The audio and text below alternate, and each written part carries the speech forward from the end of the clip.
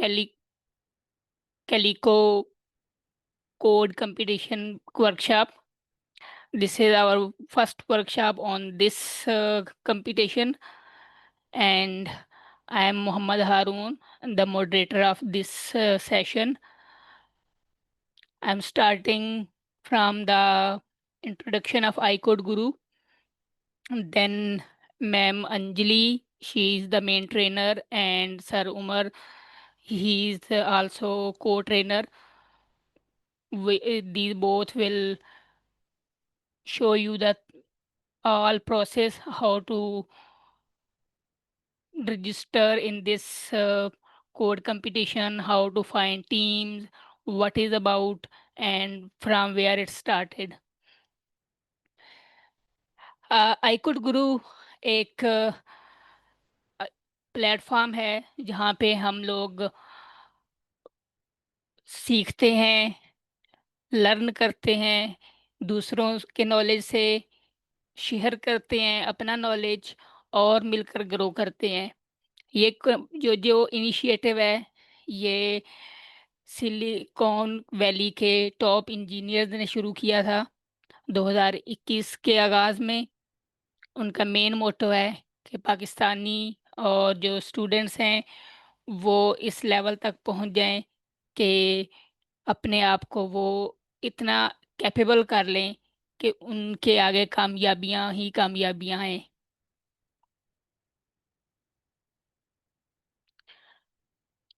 यहाँ पे हम लोग कोई ऐसी एक्टिविटी नहीं कर रहे होते कि जिसे दूसरों की दिल आज़ारी हो। हम सिर्फ लर्न करते हैं दूसरों के नॉलेज से। अब अगर मेरे पास कोई नॉलेज है तो मैं शेयर करूंगा, किसी और के पास नॉलेज है तो वो शेयर करेंगे। इस तरह हम मिलकर ग्रो कर रहे होते हैं। यहाँ पे कोई फीस नहीं ली जाती, without fee, free of cost ये सारी हाई टेक टेक्नोलॉजीज और इंटरव्यूज क्रैक करने की कैपेबिलिटीज ये सारी सिखाई जाती हैं। मेन मोटो अब जो मिशन है आईकोड गुरु का, एम्प्लॉयबिलिटी बढ़ाना है, हाईटेक लेवल के स्किल सिखाना है, और इंटरनेशनल मेंटोर्स के ज़रिए आप लोगों को और हम लोग सब मिलकर यहाँ से सीख रहे होते हैं। ये कुछ कोर फोकस हैं आईकोड गुरु पे के, जहाँ पे हम लोग एक दिन में 20+ सेशंस रन कर रहे होते हैं। एक वीकली वेबिनार होता है, 2 वीकली वर्कशॉप्स होती हैं, जो I think her community member के लिए ज्वाइन करना मैंडेटरी है। 20+ वेबिनार सेशन जो हैं उनमें से जो आपके स्किल के मुताबिक है आप वो कर सकते हैं ज्वाइन। यहाँ पे कोई फीस नहीं है। डेली स्लैक पे इसकी नोटिफिकेशन आ रहे होते हैं। अगर आप आईकोड गुरु को आपने ज्वाइन नहीं किया हुआ तो आईकोड गुरु स्लैश फेसबुक पे जाएं और वहाँ से अपने आप को रजिस्टर करें। दूसरा इसके अलावा पाइथन के यहाँ पे एब्सोल्यूट बिगिनर से स्टार्ट करके इंटरमीडिएट और एडवांस लेवल के स्किल्स भी सिखाए जाते हैं। देन उसके बाद फुली फंडेड स्कॉलरशिप्स के लिए आइट्स और ग्री के फ्री ऑफ कोर्सेज स्टार्ट किए होते हैं, जो मुख्तलिफ ट्रेनर्स और स्टूडेंट्स मिलकर कर रहे होते हैं। यहाँ से आईकोड गुरु से जो भी आइट्स या ग्री के कोर्सेज करते हैं वो 7+ बैंड लेते हैं, और अल्हम्दुलिल्लाह बगैर किसी एक्स्ट्रा फीस के।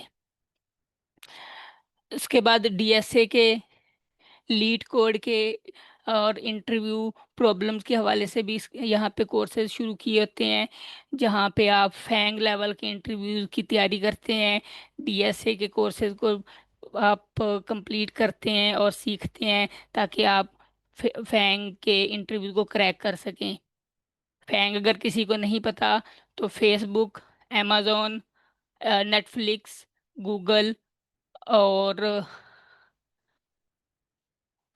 गूगल, एप्पल, ये 5 जो मेन टेक्नोलॉजी कंपनीज हैं, इनका ये एक एब्रीविएशन बनाया हुआ है जिनको हम फैंग कहते हैं। उसके बाद मशीन लर्निंग और डाटा साइंस के यहाँ पे भी courses intermediate, beginner to advance level तक सिखाए जाते हैं। देन उसके बाद ये सारे हमारे जो कोर्सेज हैं आई कोड गुरु के, ये आई कोड गुरु के फेसबुक पेज पे और यूट्यूब पे भी अब लाइव हो रहे होते हैं। ये कुछ की अचीवमेंट्स हैं जो रिसेंटली पिछले, जब से आई कोड स्टार्ट हुआ है तब से लेके अब तक, ये कुछ की अचीवमेंट्स हैं जिनमें 700 प्लस इंटरनेशनल अवार्ड्स और इन हैकाथॉन में हैं, और कंपटीशन, मुख्तलिफ कंपटीशन में पार्टिसिपेट किया जो स्टूडेंट्स ने वो हैं। उस और उसके बाद fully funded graduate admission across the world including USA, और स्पेसिफिकली यहाँ पे यूएसए के हवाले से ही ज़्यादा तैयारी करवाई जाती है। देन उसके बाद लोकल और इंटरनेशनल इंटर्नशिप्स और जॉब्स में काफ़ी ज़्यादा स्टूडेंट्स ने ग्रो किया है आई कोड गुरु से ही फ्री ऑफ कॉस्ट सीख के। अब 2025 का जो हार्वर्ड यूनिवर्सिटी का एक सीएस पजल डे होता है जहाँ पे पजल दिए जाते हैं कोडिंग के हवाले से, तो वहाँ पे आई कोड गुरु से 259 टीम्स ने 9 बाई 9 पजल सॉल्व किए थे, और इंशाल्लाह उम्मीद है नेक्स्ट ईयर इससे ये ज़्यादा होंगे। 240 प्लस मेंटोर सिलेक्ट हुए आई कोड गुरु से, जिन्होंने स्टैनफोर्ड यूनिवर्सिटी के कोड इन प्लेस प्रोग्राम में पढ़ाया और वहाँ पे इंटरनेशनल लेवल के स्टूडेंट्स को ट्रेनिंग दी। देन उसके बाद एमआईटी इमर्जिंग टैलेंट एक प्रोग्राम है एमआईटी यूनिवर्सिटी का, जहाँ पे around the globe 320 students select हुए थे, जिनमें 3 आई कोड गुरु के भी थे। हाँ, गूगल का एक कोड जैम प्रोग्राम होता था जो आई थिंक अब इस साल नहीं हुआ, तो वहाँ पे भी 301 आई कोड गुरु के स्टूडेंट्स ने पार्टिसिपेशन की थी, और ये उस वक्त एक हॉट न्यूज़ थी पाकिस्तान में कि इतने स्टूडेंट्स पाकिस्तान में आई गूगल कोड जैम में शामिल हुए हैं, और पाकिस्तान में इतना टैलेंट है कि हम लोग ये कर सकते हैं। देन उसके बाद अबू जहबी में दुबई के इत्तिहाद एयर एविएशन के ग्रुप में 3 आई कोड गुरु के इंटर्न गए थे, जिन्होंने मुख्तलिफ इंटरनेशनल हैकाथॉन विन किए थे। देन उसके बाद वहाँ पे उनकी सिलेक्शन हो गई थी। ये कुछ की कंपोनेंट्स हैं जिनमें यूनिवर्सिटीज़ हैं जहाँ से स्टूडेंट सिलेक्ट हुए हैं। यहाँ पे कोई टॉप टीयर कम कोई यूनिवर्सिटी नहीं है, सारी मिड लेवल की यूनिवर्सिटीज़ हैं। देन उनका जो प्रोफाइल था वो 3.1 से 3.8 CGPA के दौरान था। आइट्स रेंज जो है 6.5 टू 7.5 था। कोई पब्लिकेशन नहीं की उन्होंने, कोई ग्री टेस्ट नहीं दिया, और सर जफर शायद ग्री टेस्ट को वो सजेस्ट भी नहीं करते आई कोड गुरु के स्टूडेंट्स को। स्टडी गैप जो उनका था वो 1 साल से 15 साल के दरमियान था, और 100% फी वेवर था। उसके बाद स्कॉलरशिप जो उनकी थी वो 1100 टू 300,000 300 तक थी US डॉलर में पर मंथ। कोई बैंक स्टेटमेंट भी नहीं दी उन्होंने, उनकी ज़ीरो बैंक स्टेटमेंट शो करवाई है। स्कॉलरशिप पे कोई बैंक स्टेटमेंट नहीं दी जाती। जो यूनिवर्सिटीज़ हैं जहाँ से स्टूडेंट्स गए थे, यहाँ पे फैसलाबाद यूनिवर्सिटी है, कायद आज़म यूनिवर्सिटी है, इस्लामिया यूनिवर्सिटी है, उसके बाद मियां नवाज शरीफ यूनिवर्सिटी मुल्तान, यूईटी के स्टूडेंट्स हैं, university of Gujrat, Bahria university, और यूनिवर्सिटी जीसी यूनिवर्सिटी फैसलाबाद के स्टूडेंट्स हैं जो अभी तक नुमाया कारकर्दगी जिन्होंने दी है। और यूएसए में ये बहुत सी यूनिवर्सिटीज़ हैं जहाँ पे इनकी सिलेक्शन हुई है। इसके अलावा इस साल भी अभी तक ये फॉल के में अभी तक कोई 8 से 10 स्कॉलरशिप्स विन कर चुके हैं स्टूडेंट्स आई कोड गुरु के।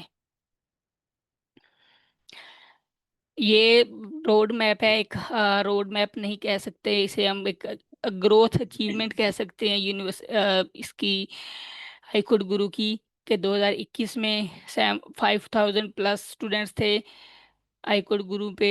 देन उसके बाद 2022 में 10,000 से ज़्यादा हो गए, और इसी तरह ये ग्रेजुअली इंक्रीज कर रहा है, और अब 2025 में ये अराउंड 50,000 प्लस तक पहुंच चुका है। और ये साथ साथ उन्होंने जो विन किए हैं अवार्ड वो भी लिखे हुए हैं, जैसे स्टैनफोर्ड कोड इन प्लेस में 11 ट्रेनर हमारे गए थे आई कोड गुरु से। 2022-23 में, और 2024 में 72 थे, 2025 में 167 प्लस टीए जो थे वो कोड इन प्लेस में पार्टिसिपेशन उन्होंने दी थी अपनी। हार्वर्ड पजल डे में 259 टीम्स ने 2025 में, मैंने बता दिया है कि उनने शामिल हुए थे, और 9 बाई 9 उन्होंने पजल सॉल्व किए थे। ये एक यूनिवर्सिटीज़ का थोड़ा सा है जहाँ पे कि किस साल किस किस यूनिवर्सिटी से हमारे स्टूडेंट्स ने स्कॉलरशिप्स विन की थी, और ईयर बाय ईयर दिया हुआ है। 2022 में कायदे आज़म यूनिवर्सिटी से, वर्चुअल यूनिवर्सिटी से और फास्ट यूनिवर्सिटी से स्टूडेंट से नुमाया। 2023 में यूईटी से, university of GC university of Faisalabad से थे। 2024 में नुमाया स्टूडेंट्स जो थे वो Quaid-e Azam university, Islamia university, Mian Nawaz Sharif university, UET, university of Gujrat, Bahria university और जीसी यूनिवर्सिटी फैसलाबाद से थे।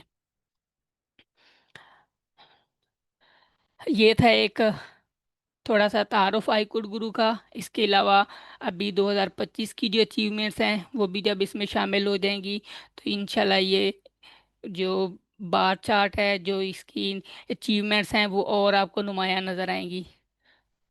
Over to you ma'am Anjali. अब मैम आपको आई कोड गुरु पे ही यूसी बर्कले का ये जो कोड कंपटीशन है इसके हवाले से एक ओवरव्यू देंगी, और आपको थोड़ा सा साथ इसके हवाले से मोटिवेट भी करेंगी। Okay, thank you sir Arun for a great introduction. आप अपनी स्क्रीन स्टॉप जी, मैं अपनी स्क्रीन शेयर करती हूँ, फिर जो है टॉपिक की तरफ मूव करने से पहले मैं जो है ना वो आपका थोड़ा पहले अपना इंट्रोडक्शन देना चाहूँगी। सर मेरी स्क्रीन विज़िबल है और मेरी वॉइस भी क्लियर है? जी। जी। ओके। ओके, तो मैं आपको पहले थोड़ा-सा अपना इंट्रोडक्शन देना चाहूँगी कि मैंने जो है वो अपनी बैचलर्स कंप्यूटर साइंस में 2023 में कंप्लीट की है, और मैं अभी जो है वो आई कोड ग्रुप पर एज़ अ मॉडरेटर हूँ, और मैंने जो है वो stand for code in place में एज़ अ सेक्शन लीडर भी पार्टिसिपेट किया था, और हार्वर्ड में CS50 पज़ल डे में मैंने जो है वो टीम के साथ विन भी किया था, और अभी कंटिन्यूअसली जो है वो मैं एक हैकाथॉन्स और कोडिंग कॉम्पिटिशन्स में पार्टिसिपेट भी कर रही हूँ। ओके, तो जो आज का हमारा वेबिनार का टॉपिक है वो यही है कि हमें इंटरनेशनल कॉम्पिटिशन्स को क्यों ज्वाइन करना चाहिए, उनकी क्या इम्पोर्टेंस है और केलिको क्या चीज़ है। ओके, तो एजेंडा आज का यही है कि हमें कॉम्पिटिशन्स को क्यों ज्वाइन करना चाहिए, उनकी जो है वो क्या इम्पोर्टेंस है, और आपकी प्रोफाइल में वो क्या कैसे किस तरीके से जो है वो बेनिफिट करेंगे। और जो है वो हम केलिको को देखेंगे कि केलिको क्या चीज़ है, वो जो है वो कौन-सी यूनिवर्सिटी जो है वो ऑर्गेनाइज़ कर रही होती हैं, उसमें आपको किस तरह की प्रॉब्लम्स मिलेंगी, और आप इसको जो है ना वो किस तरह से जॉइन कर सकते हो, पार्टिसिपेट किस तरह से कर सकते हो, उसके लिए किस तरह से प्रिपेयर कर सकते हो। और जो है वो लास्ट में जो भी आपके जो है वो क्वेश्चंस होंगे, हम उनको भी कोशिश करेंगे सारे क्वेश्चंस आपके जो है ना वो आंसर कर पाएँ। ओके, तो आपको जो है वो इंटरनेशनल कॉम्पिटिशन्स में क्यों जॉइन करना चाहिए उनको? तो इंटरनेशनल कॉम्पिटिशन्स होते हैं जो आपके लिए ग्रेट चांस होते हैं कि आप कुछ सीख सकें, अपना जो है वो कुछ न्यू चीज़ें सीख सकें। अगर आप कुछ मिस्टेक्स कर रहे हैं उनमें, तो उनसे भी जो है ना वो आप ग्रो कर सकें, और खुद को जो है ना पर्सनली और प्रोफेशनली भी इम्प्रूव कर सकें। तो इसमें जो फर्स्ट चीज़ हमारे पास आती है जब भी हम कोडिंग कॉम्पिटिशन्स में जो है वो पार्टिसिपेट कर रहे होते हैं, तो मेन चीज़ ये होती है कि हम खुद को चैलेंज कर रहे होते हैं। खुद की जो लिमिट्स हैं उनको पुश कर रहे होते हैं। जैसे कि अगर हमने यूनिवर्सिटीज़ में क्लासरूम में हमने जैसे अगर आप सीएस के स्टूडेंट हैं, आपने कोई भी प्रोग्रामिंग लैंग्वेजेस सीखी, उससे रिलेटेड जो आगे जो है वो आपने कुछ जो है ना वो एल्गोरिथम जैसे हम सीख रहे होते हैं डेटा स्ट्रक्चर्स एंड एल्गोरिथम्स, वो भी आपने सीख लिया। अब उनको आप टेस्ट कैसे करेंगे? काफ़ी सारे प्लेटफ़ॉर्म्स भी होते हैं जैसे लीड कोड वगैरह हो गया, वो भी आपको काफ़ी ज़्यादा हेल्प करते हैं जो है ना अपनी नॉलेज टेस्ट करने में। लेकिन जो मेन चीज़ होती है ना वो कोडिंग कॉम्पिटिशन्स होते हैं, क्योंकि उनमें आप बहुत सीरियस भी होते हो, और उसमें आपको कुछ लिमिटेशंस भी होती हैं, जैसे टाइम की लिमिट होती है, और आपने एफिशिएंट जो है वो अप्रोचेज़ यूज़ करनी होती हैं वहाँ पर। तो इसी तरह से ना आप जो है वो खुद को चैलेंज कर रहे होते हो वहाँ पर, और उसके साथ-साथ आप जो है ना वो अपनी स्किल्स को भी बिल्ड अप कर रहे होते हो। जैसे कि मैंने बताया कि आपको जो है ना वो एफिशिएंट अप्रोचेज़ यूज़ करनी पड़ती हैं। अगर आप का कॉम्पिटिशन प्रोग्रामिंग से रिलेटेड है, तो आपको किस प्रॉब्लम में जो है वो कौन-सा एल्गोरिथम यूज़ करना है, जो कि एफ़िशिएंट भी हो, आपके लिमिटेड जो है वो रिसोर्सेज़ लग रहे हों, जैसे आपकी टाइम कॉम्प्लेक्सिटीज़ और स्पेस कॉम्प्लेक्सिटीज़ भी आपको लिमिटेड जो है वो यूज़ करके जो है ना एक प्रॉब्लम सॉल्व करनी होती है। आप किस तरीके से जो है प्रॉब्लम को एनालाइज़ करते हो, उसको स्टेप बाय स्टेप्स जो है ना वो डिवाइड करके सॉल्व करते हो। तो इस तरह की स्किल्स आपको वहाँ पर लिमिटेड टाइम में आप कैसे कर सकते हो ये सारी चीज़ें, तो उन सारी चीज़ों से ना आपकी स्किल्स जो है वो इम्प्रूव हो रही होती हैं। और ये सारी चीज़ें आपको हेल्प करती हैं आगे अगर आपका जो गोल है जैसे सर ने बताया फैंग कंपनीज़ जैसे फ़ेसबुक, अमेज़न और गूगल वग़ैरह ये सारी कंपनीज़ हैं। अगर आपको आपका जो गोल है वो इन सारी कंपनीज़ को जॉइन करना है, तो ये कोडिंग कॉम्पिटिशन्स आपको इन सब चीज़ों में जॉब इंटरव्यूज़ में बहुत हेल्प करते हैं। क्योंकि वहाँ भी आपको आपके पास जो है वो लिमिटेड रिसोर्सेज़ होते हैं, टाइम, स्पेस, कॉम्प्लेक्सिटीज़ का ध्यान रखना पड़ता है। और आप जो है प्रॉब्लम में कौन-सी जो है अप्रोच यूज़ कर रहे हैं, आपको उसका भी ध्यान रखना होता है कि आपकी अप्रोच भी एफ़िशिएंट हो और आपका सही एल्गोरिथम जो है वो आप यूज़ करके अपनी प्रॉब्लम्स को वहाँ पर जो है ना वो सॉल्व कर रहे हों और इंटरव्यूज़ दे रहे हों और जो है ना वो आपके पास टाइम भी लिमिटेड होता है कि आपको इस लिमिट में रहकर जो है ना वो प्रॉब्लम सॉल्व करनी है। तो जॉब इंटरव्यूज़ में जो है वो इस तरह आपको ये चीज़ें सारी हेल्प करती हैं और उस तरह से ना आपको जब जब भी आप अगर मास्टर्स और पीएचडी के लिए अब्रॉड अप्लाई कर रहे हैं, तो और अगर आपकी प्रोफ़ाइल में इंटरनेशनल रिकॉग्निशन भी हैं, जैसे कि मैंने आपको बताया कि मैंने एज़ ए स्टैनफोर्ड में as A section leader apply किया हुआ है और हम इंटरनेशनली यहाँ पर हाईकोर्ट ग्रुप पर बहुत मोटिवेट करते हैं कि इंटरनेशनली जो है वो हैकाथॉन्स हैं, अकॉर्डिंग कॉम्पिटिशन्स हैं, इनको आप जो है वो जॉइन करें। क्योंकि ये आपकी एप्लीकेशन में एक प्लस पॉइंट होता है कि अगर आपने अपनी बैचलर्स जो है वो पाकिस्तान से की है, लेकिन आपकी प्रोफ़ाइल में स्टिल जो है ना वो इंटरनेशनली रिकॉग्नाइज़्ड यूनिवर्सिटी के नाम है, जैसे हार्वर्ड हो गया, स्टैनफोर्ड हो गया, एमआईटी के कुछ प्रोग्राम्स में हम अप्लाई करवाते हैं, तो आपकी अगर प्रोफ़ाइल में ये सारी चीज़ें हैं, तो ऑब्वियसली जो है ये एक प्लस पॉइंट होगा आपके लिए आपकी प्रोफ़ाइल में। और ये जो है ना वो प्रोफ़ेसर्स और जो एडमिशन कमिटीज़ होती हैं, वो इन इन सारी चीज़ों को ना बहुत इम्पोर्टेंस दे रहे होते हैं। ये चीज़ें अगर आपकी प्रोफ़ाइल में है तो ये बताती हैं कि आप जो है वो अपनी एजुकेशन और जो है वो अपने फ्यूचर को लेकर बहुत ही सीरियस हैं और उनके साथ जो है ना वो आप अच्छी तरह से काम भी कर सकेंगे। और जब भी आप इंटरनेशनली कोडिंग कॉम्पिटिशन्स में अप्लाई या फिर हैकाथॉन्स में अप्लाई करते हो, आपको मेक श्योर करना है कि आप जो है वो टीम्स में अप्लाई कर रहे हो और मेनली जो है वो आपको इंटरनेशनल टीम्स ढूँढनी होती हैं। क्योंकि आप अगर सोलो भी जो है वो जॉइन कर रहे हो तो आपकी इतनी ज़्यादा जो है वो लर्निंग नहीं होती जितनी आपकी टीम में होती है। क्योंकि टीम में आपके पास जो है वो डिफरेंट बैकग्राउंड के लोग होते हैं, उनकी डिफरेंट स्ट्रेटजीज़ होती हैं प्रॉब्लम को सॉल्व करने की और डिफरेंट जो है वो आइडियाज़ भी होते हैं जिनसे हम जो है ना वो बहुत कुछ सीख सकते हैं। ओके, ये वही बात है जो कोलैबोरेशन फ्यूल्स इनोवेशन। तो जब भी आप टीम्स में जो है वो पार्टिसिपेट कर रहे होते हैं वो तो आप जो है ना वो एक-दूसरे से बहुत कुछ सीख रहे होते हैं।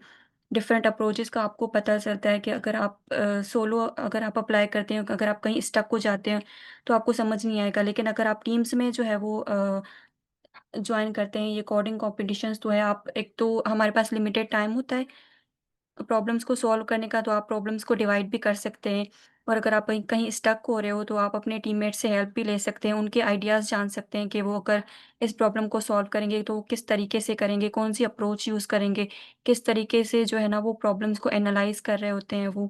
तो आपको ये सारी चीज़ें सीखने को मिलती हैं जब आप जो है ना वो टीम में अप्लाई कर रहे होते हो, टीम में पार्टिसिपेट कर रहे होते हो। ओके, तो अब हमने देख लिया कि हमें जो है वो ये कॉम्पिटिशन्स क्यों जॉइन करने हैं और हमें टीम में क्यों जॉइन करना है। तो अब जो हमारा पार्ट है वो है कैलिको। कैलिको बेसिकली जो है वो कैलिको इन्फॉर्मेटिक्स कॉम्पिटिशन है जो कि यूनिवर्सिटी ऑफ कैलिफोर्निया बर्कली के स्टूडेंट्स जो हैं वो ऑर्गेनाइज़ करवाते हैं और वो ये मेक श्योर करते हैं कि आपको जो है वो अच्छी प्रॉब्लम्स जो है प्रोवाइड करें जिससे आप जो है ना अपनी नॉलेज को टेस्ट कर सकें। और उनका जो मेन फ़ोकस होता है वो सीएस के फंडामेंटल कॉन्सेप्ट्स पर होता है। जैसे कि हमारे पास होते हैं डेटा स्ट्रक्चर्स एंड एल्गोरिथम्स और कंप्यूटेशनल टेक्निक्स मतलब कि आप एक प्रॉब्लम को किस तरीके से एनालाइज़ कर रहे हैं, किस तरीके से आप स्टेप बाय स्टेप जो है ना वो अपनी प्रॉब्लम्स को सॉल्व कर रहे होते हैं। और ये जो कॉम्पिटिशन है वो ओपन टू एवरीवन है। अगर आप हाई स्कूलर हैं या फिर किसी यूनिवर्सिटी में हैं या फिर किसी प्रोफ़ेशनल बैकग्राउंड है आपका कोई, तो आप भी जो है ना वो ये जॉइन कर सकते हैं। और ये जो है वो साल में 2 बार होता है। एक उसके 2 पार्ट होते हैं, लाइक एक fall और एक जो है वो अगेन इन स्प्रिंग। ओके, तो इस कॉम्पिटिशन में आप क्या एक्सपेक्ट करते हो? तो इसमें जो है हमारे पास कोडिंग कॉम्पिटिशन्स में जो है ना वो प्रॉब्लम्स होती हैं रिलेटेड टू प्रोग्रामिंग।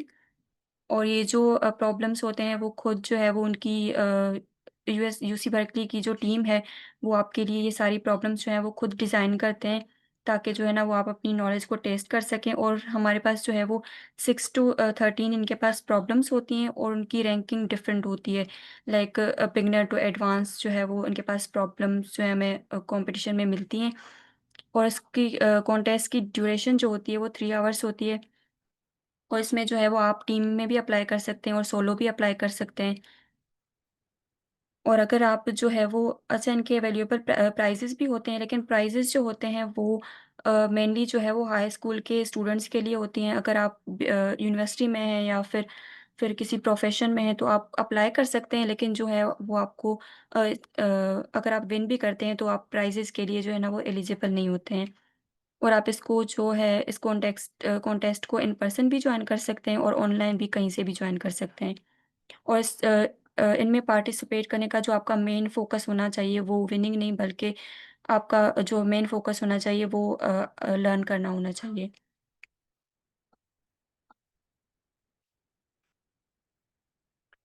ओके, जो इस कॉन्टेस्ट में पार्टिसिपेट करने के लिए जो आपके पास मेन रिसोर्स है वो इनकी वेबसाइट है। आपको वहाँ पर जो है वो रजिस्ट्रेशन लिंक भी मिल जाएगी। अगर इनके कोडिंग कॉन्टेस्ट के कोई रूल्स वगैरह हैं तो आपको वो भी मिल जाएँगे वहाँ पर इनकी वेबसाइट पर। और जो है अगर आप प्रैक्टिस करना चाहते हैं तो वहाँ पर इनका पूरे जो है ना वो पास्ट प्रॉब्लम्स भी आपको मिल जाएँगी। वो भी देखकर आप जो है ना वो खुद उनको सॉल्व करने की कोशिश कर सकते हैं।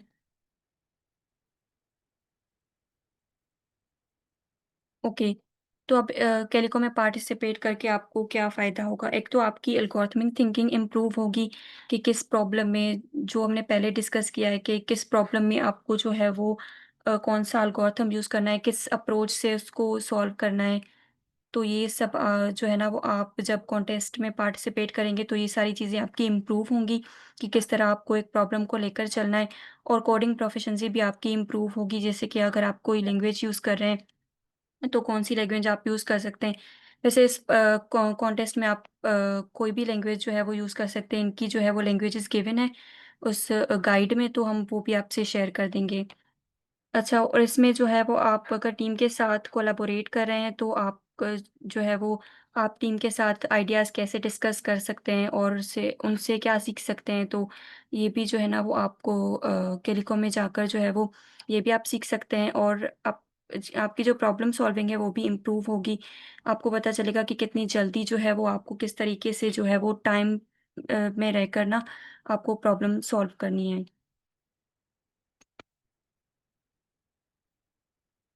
ओके, सो उसके बाद ये आपके पास इनकी वेबसाइट भी आपको हम जो है ना वो दे देंगे। वहाँ पर सारी चीज़ें आपको मिल जाएँगी। आपको एक फॉर्म मिलेगा आपको जिसको सबमिट करके आप इस कॉन्टेस्ट में पार्टिसिपेट करेंगे।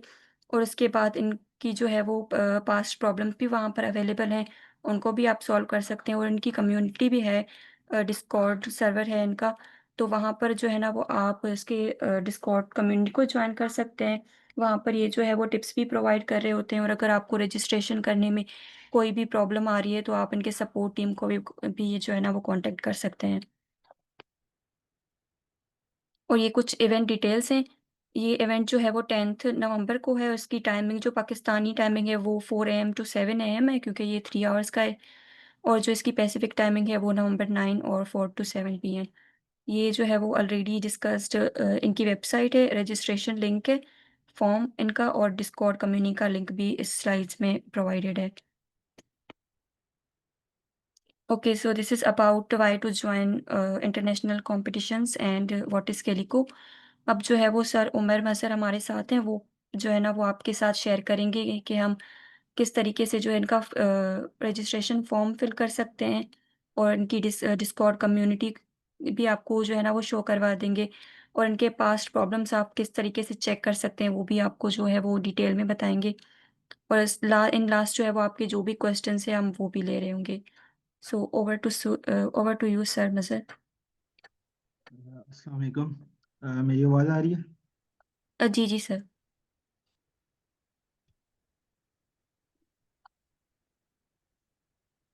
मैम मेरी स्क्रीन विजिबल है? काइंडली बताइएगा। हाँ जी सर, अभी विज़िबल है। ओके। सो हमें सबसे पहले इनकी जो वेबसाइट है calico.cs.berkeley.edu, इस पर आना है। ठीक है, इस पर हमें 3 टैब्स दिखाई दे रहे हैं, जैसे कंटेक्स्ट गाइड है, रजिस्टर्ड हेयर है और डिस्कॉर्ड सर्वर है। तो सबसे पहले हम इसकी रजिस्ट्रेशन का तरीका देख लेते हैं।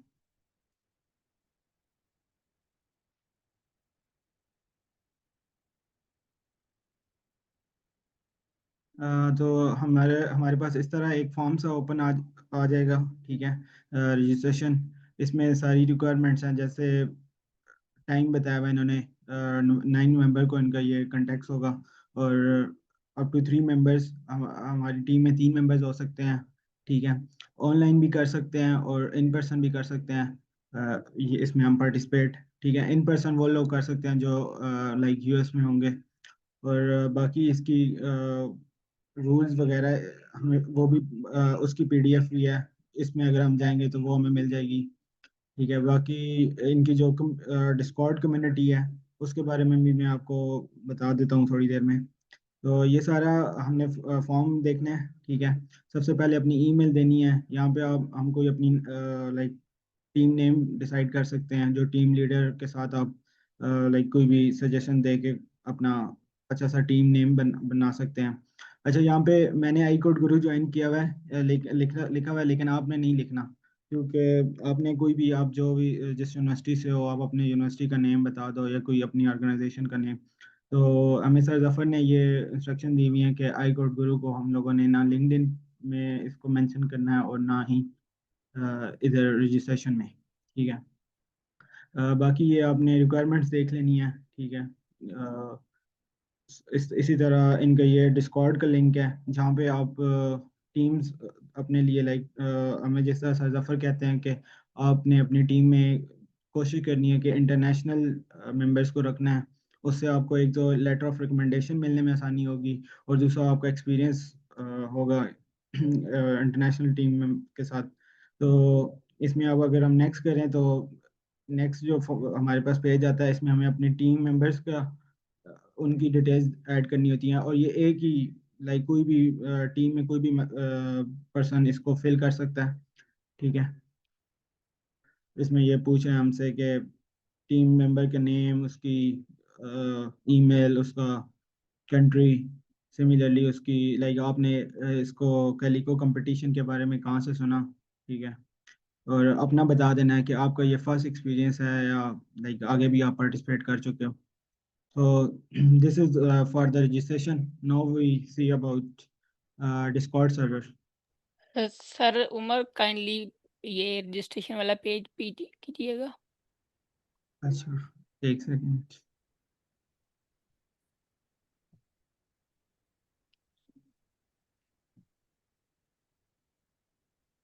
और एक ज़रूरी चीज़ मैं बता दूं कि आप लोगों ने जब भी अपना फॉर्म सबमिट करना है तो लाइक आपकी टीम कंप्लीट, अगर आप टीम में जा रहे हो तो आपने कोशिश करनी है कि आपकी टीम जो हो वो लाइक कंप्लीट होनी चाहिए ना। आपने फॉर्म सबमिट तब करना है जब आपकी टीम कंप्लीट हो। अगर आप पहले कर देते हो तो फिर इसके लिए लाइक आपको उनको करना पड़ेगा, स्पोर्ट टीम को रीच आउट करना पड़ेगा, और वो आपको बताएंगे कि लाइक आप दोबारा एडिट कर सकते हो फॉर्म या नहीं। ठीक है, तो इस चीज़ में ज़रा केयरफुल रहना है।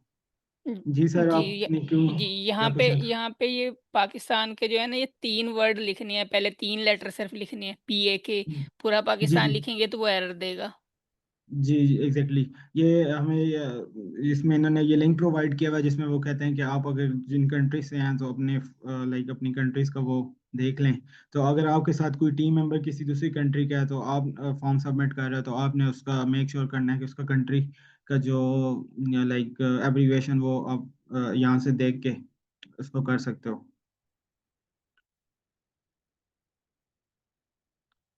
ठीक है सर, कोई और कोई क्वेश्चन हो? जी जी क्लियर है। ओके। सर अब इसमें टीम मेंबर तो 1 है और जी सर, आपकी सुनिए आवाज़ नहीं आ सर, रही, क्या कह रहे मैं ये पूछ रहा था इसमें एक टीम मेंबर को ऐड कर सकते हैं, सेकंड और थर्ड का ऑप्शन किधर है? जी ये सर, जैसे इसमें मैक्सिमम हम 3 मेंबर्स कर सकते हैं ना। तो ये अब जैसे मैंने अपने जी टीम मेंबर का लाइक नाम दिया हुआ है, ठीक है, तो मैं नेक्स्ट करूँगा, तो फिर मेरे पास एक और इसी तरह का एक और इंटरफेस ओपन आ जाएगा। यही चीज़ें होंगी सारी कि अगर आपके लाइक टीम मेंबर में कोई और है कि नहीं है, अगर नहीं है तो बस आप सबमिट कर सकते हो उस चीज़ को। Okay, thank you. Like maximum 3 members हो सकते हैं। जी। Excuse me sir. जी श्योर। सर मेरा एक क्वेश्चन है कि हम इंटरनेशनल टीम मेंबर्स ढूंढेंगे कैसे?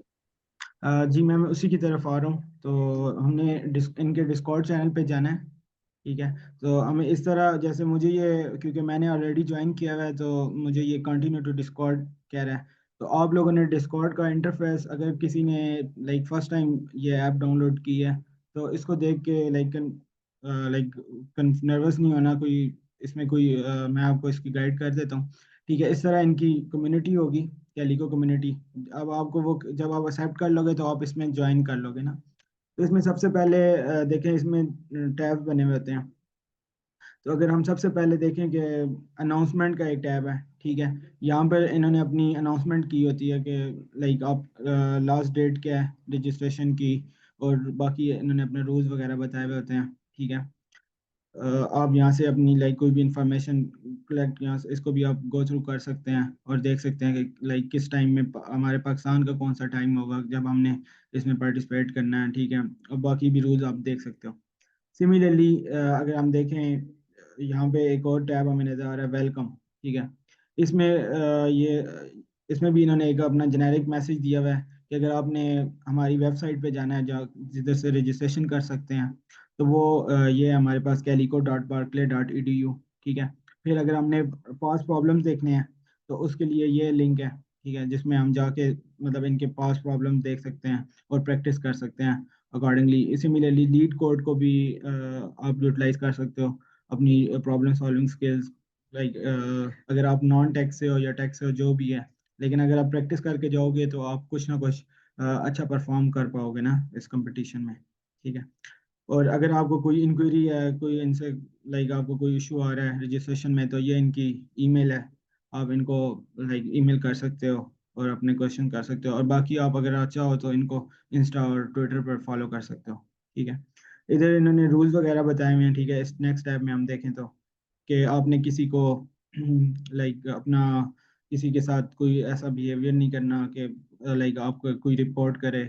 इसी तरह आपने किसी को कोई स्पैम मैसेज नहीं भेजना। जैसे अब आई कोड का मैं आपको बता रहा था। अब हमारे लास्ट ईयर बहुत से स्टूडेंट्स आई कोड के थे जिन्होंने पार्टिसिपेट किया था, तो वो लाइक उन्होंने आई कोड का नाम बहुत ज़्यादा यूज़ किया, तो वो चीज़ एक स्पैम समझी जाती है कि भाई ये एक ही चीज़ है, एक ऑर्गेनाइजेशन है जिसमें बहुत से लोग आए हुए हैं। तो इस तरह आपने नहीं करना, आपने कोशिश करनी है कि आई कोड का नाम, आई कोड गुरु का नाम आप ना लो, ठीक है। और सिमिलरली अगर हम देखें तो इधर नीचे जनरल टैब है, ठीक है। इसमें जनरल टैब में आप कोई भी क्वेश्चन है ना इनसे कर सकते हो, ठीक है। यहाँ पे बहुत ओवरऑल जितने लोग पार्टिसिपेट कर रहे हैं वो लाइक एक दूसरे से अपनी चीज़ें डिस्कस कर लेते हैं, ठीक है।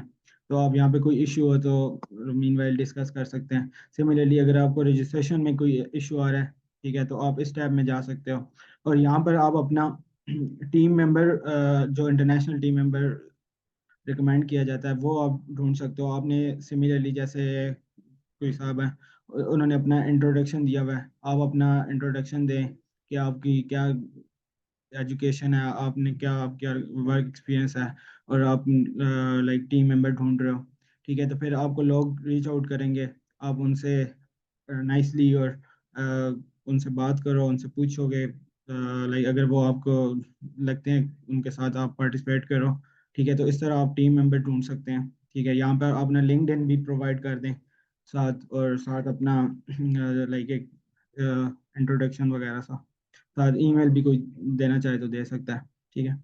तो इसमें आपको लोग डीएम्स करेंगे, डायरेक्ट मैसेज करेंगे, ठीक है। तो आपने वो देखने हैं। अगर आपको समझ आती है कि ये लाइक पार्टिसिपेंट इसके साथ मैं कर सकता हूँ, तो आपने उनके साथ लाइक अपनी डिसाइड कर लेना है, फिर अपना फॉर्म सबमिट कर देना है। सो इस तरह हम टीम ढूंढ सकते हैं। एक और टीम मतलब अगर हमने टीम मेंबर्स ढूंढने हैं तो एक और तरीका ये है कि आप लिंक्डइन पे पोस्ट करें, और उसमें भी आपने मेक श्योर करना है कि आपने आई कोड गुरु का नाम नहीं लेना अपनी पोस्ट में। बस आपने बताना है कि आप इसमें पार्टिसिपेट करना चाह रहे हो और टीम मेंबर्स ढूंढ रहे हो। तो लिंक्डइन पे भी आपको इंटरनेशनल पीपल्स जो होंगे वो अप्रोच कर लेंगे, तो इस तरह वो आप अपनी टीम में उनको ऐड कर सकते हैं। ठीक है।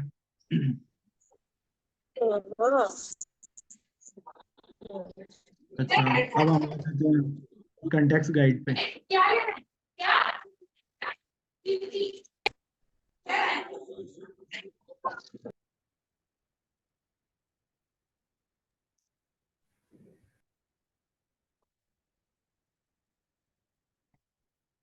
अच्छा, ये अगर हम इसको देखें, ये कंटेक्स्ट गाइड है।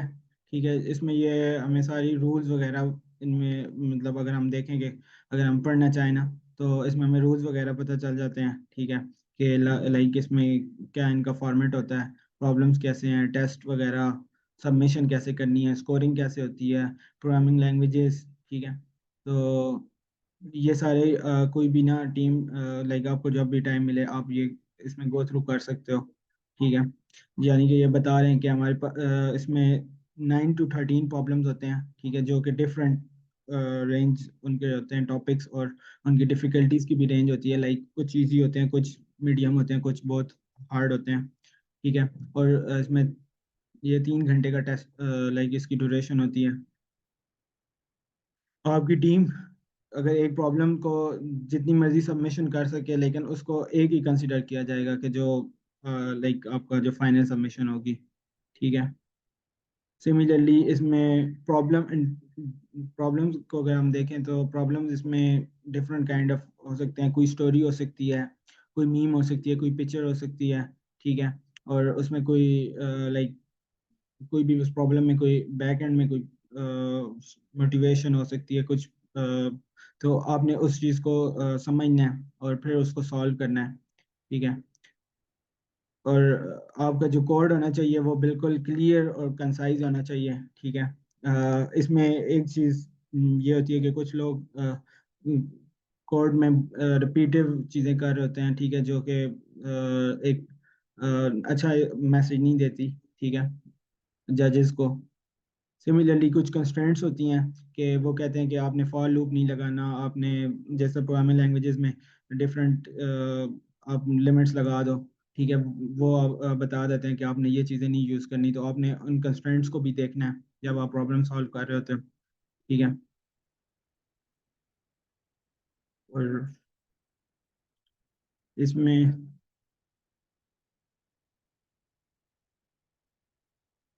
ये कह रहे हैं कि अगर हम इनकी जो सबमिशन, ये किसको करेक्ट समझते हैं, कौन सा आंसर करेक्ट होता है, वही होगा जिसमें हमारी जो आउटपुट है ना वो एक्सपेक्टेड आउटपुट के बिल्कुल उसके साथ लाइक रिलाई कर रही होगी, वही आंसर करेक्ट समझा जाएगा। ठीक है, अगर आपकी आउटपुट के साथ जो आप जब उस प्रोग्राम की असल आउटपुट होगी, अगर आपका आंसर उसके मुताबिक नहीं आता, तो वो फिर रॉन्ग कंसिडर किया जाएगा। ठीक है, अगर कोई प्रोग्राम जो बहुत ज़्यादा टाइम ले चल लाइक रन करने में, तो वो भी उसमें भी इशू हो सकता है, वो भी आपका इनकरेक्ट समझा जा सकता है। ठीक है, या कोई उसमें एरर आ जाए, रन टाइम एरर आ जाए, कंपाइल एरर आ जाए। ठीक है, तो हमें इन चीज़ों का भी ख्याल रखना है। ठीक है,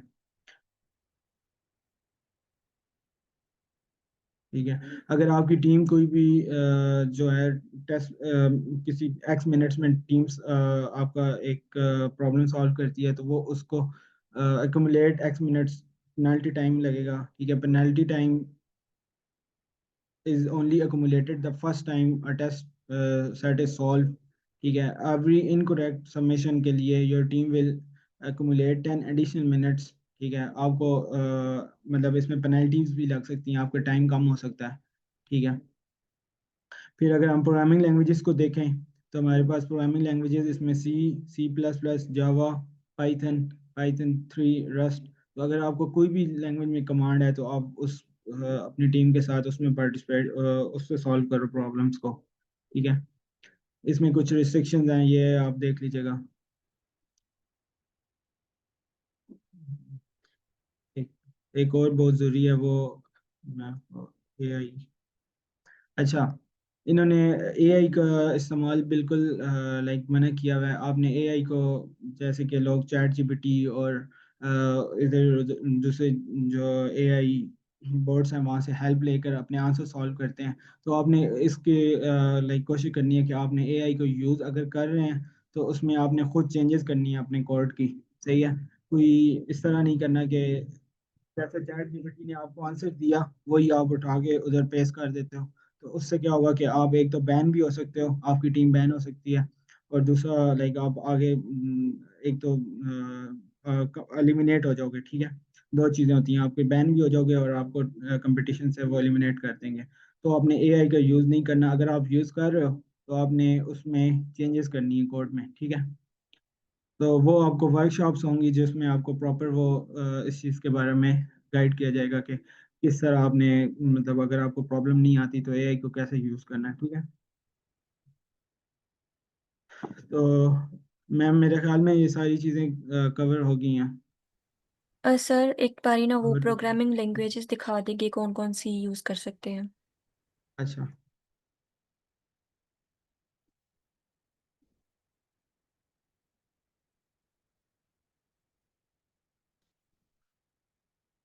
हाँ, तो ये हमारे पास लैंग्वेजेस हैं जो हम यूज़ कर सकते हैं। सी है, C++, जावा, पाइथन, पाइथन 3 और रस्ट।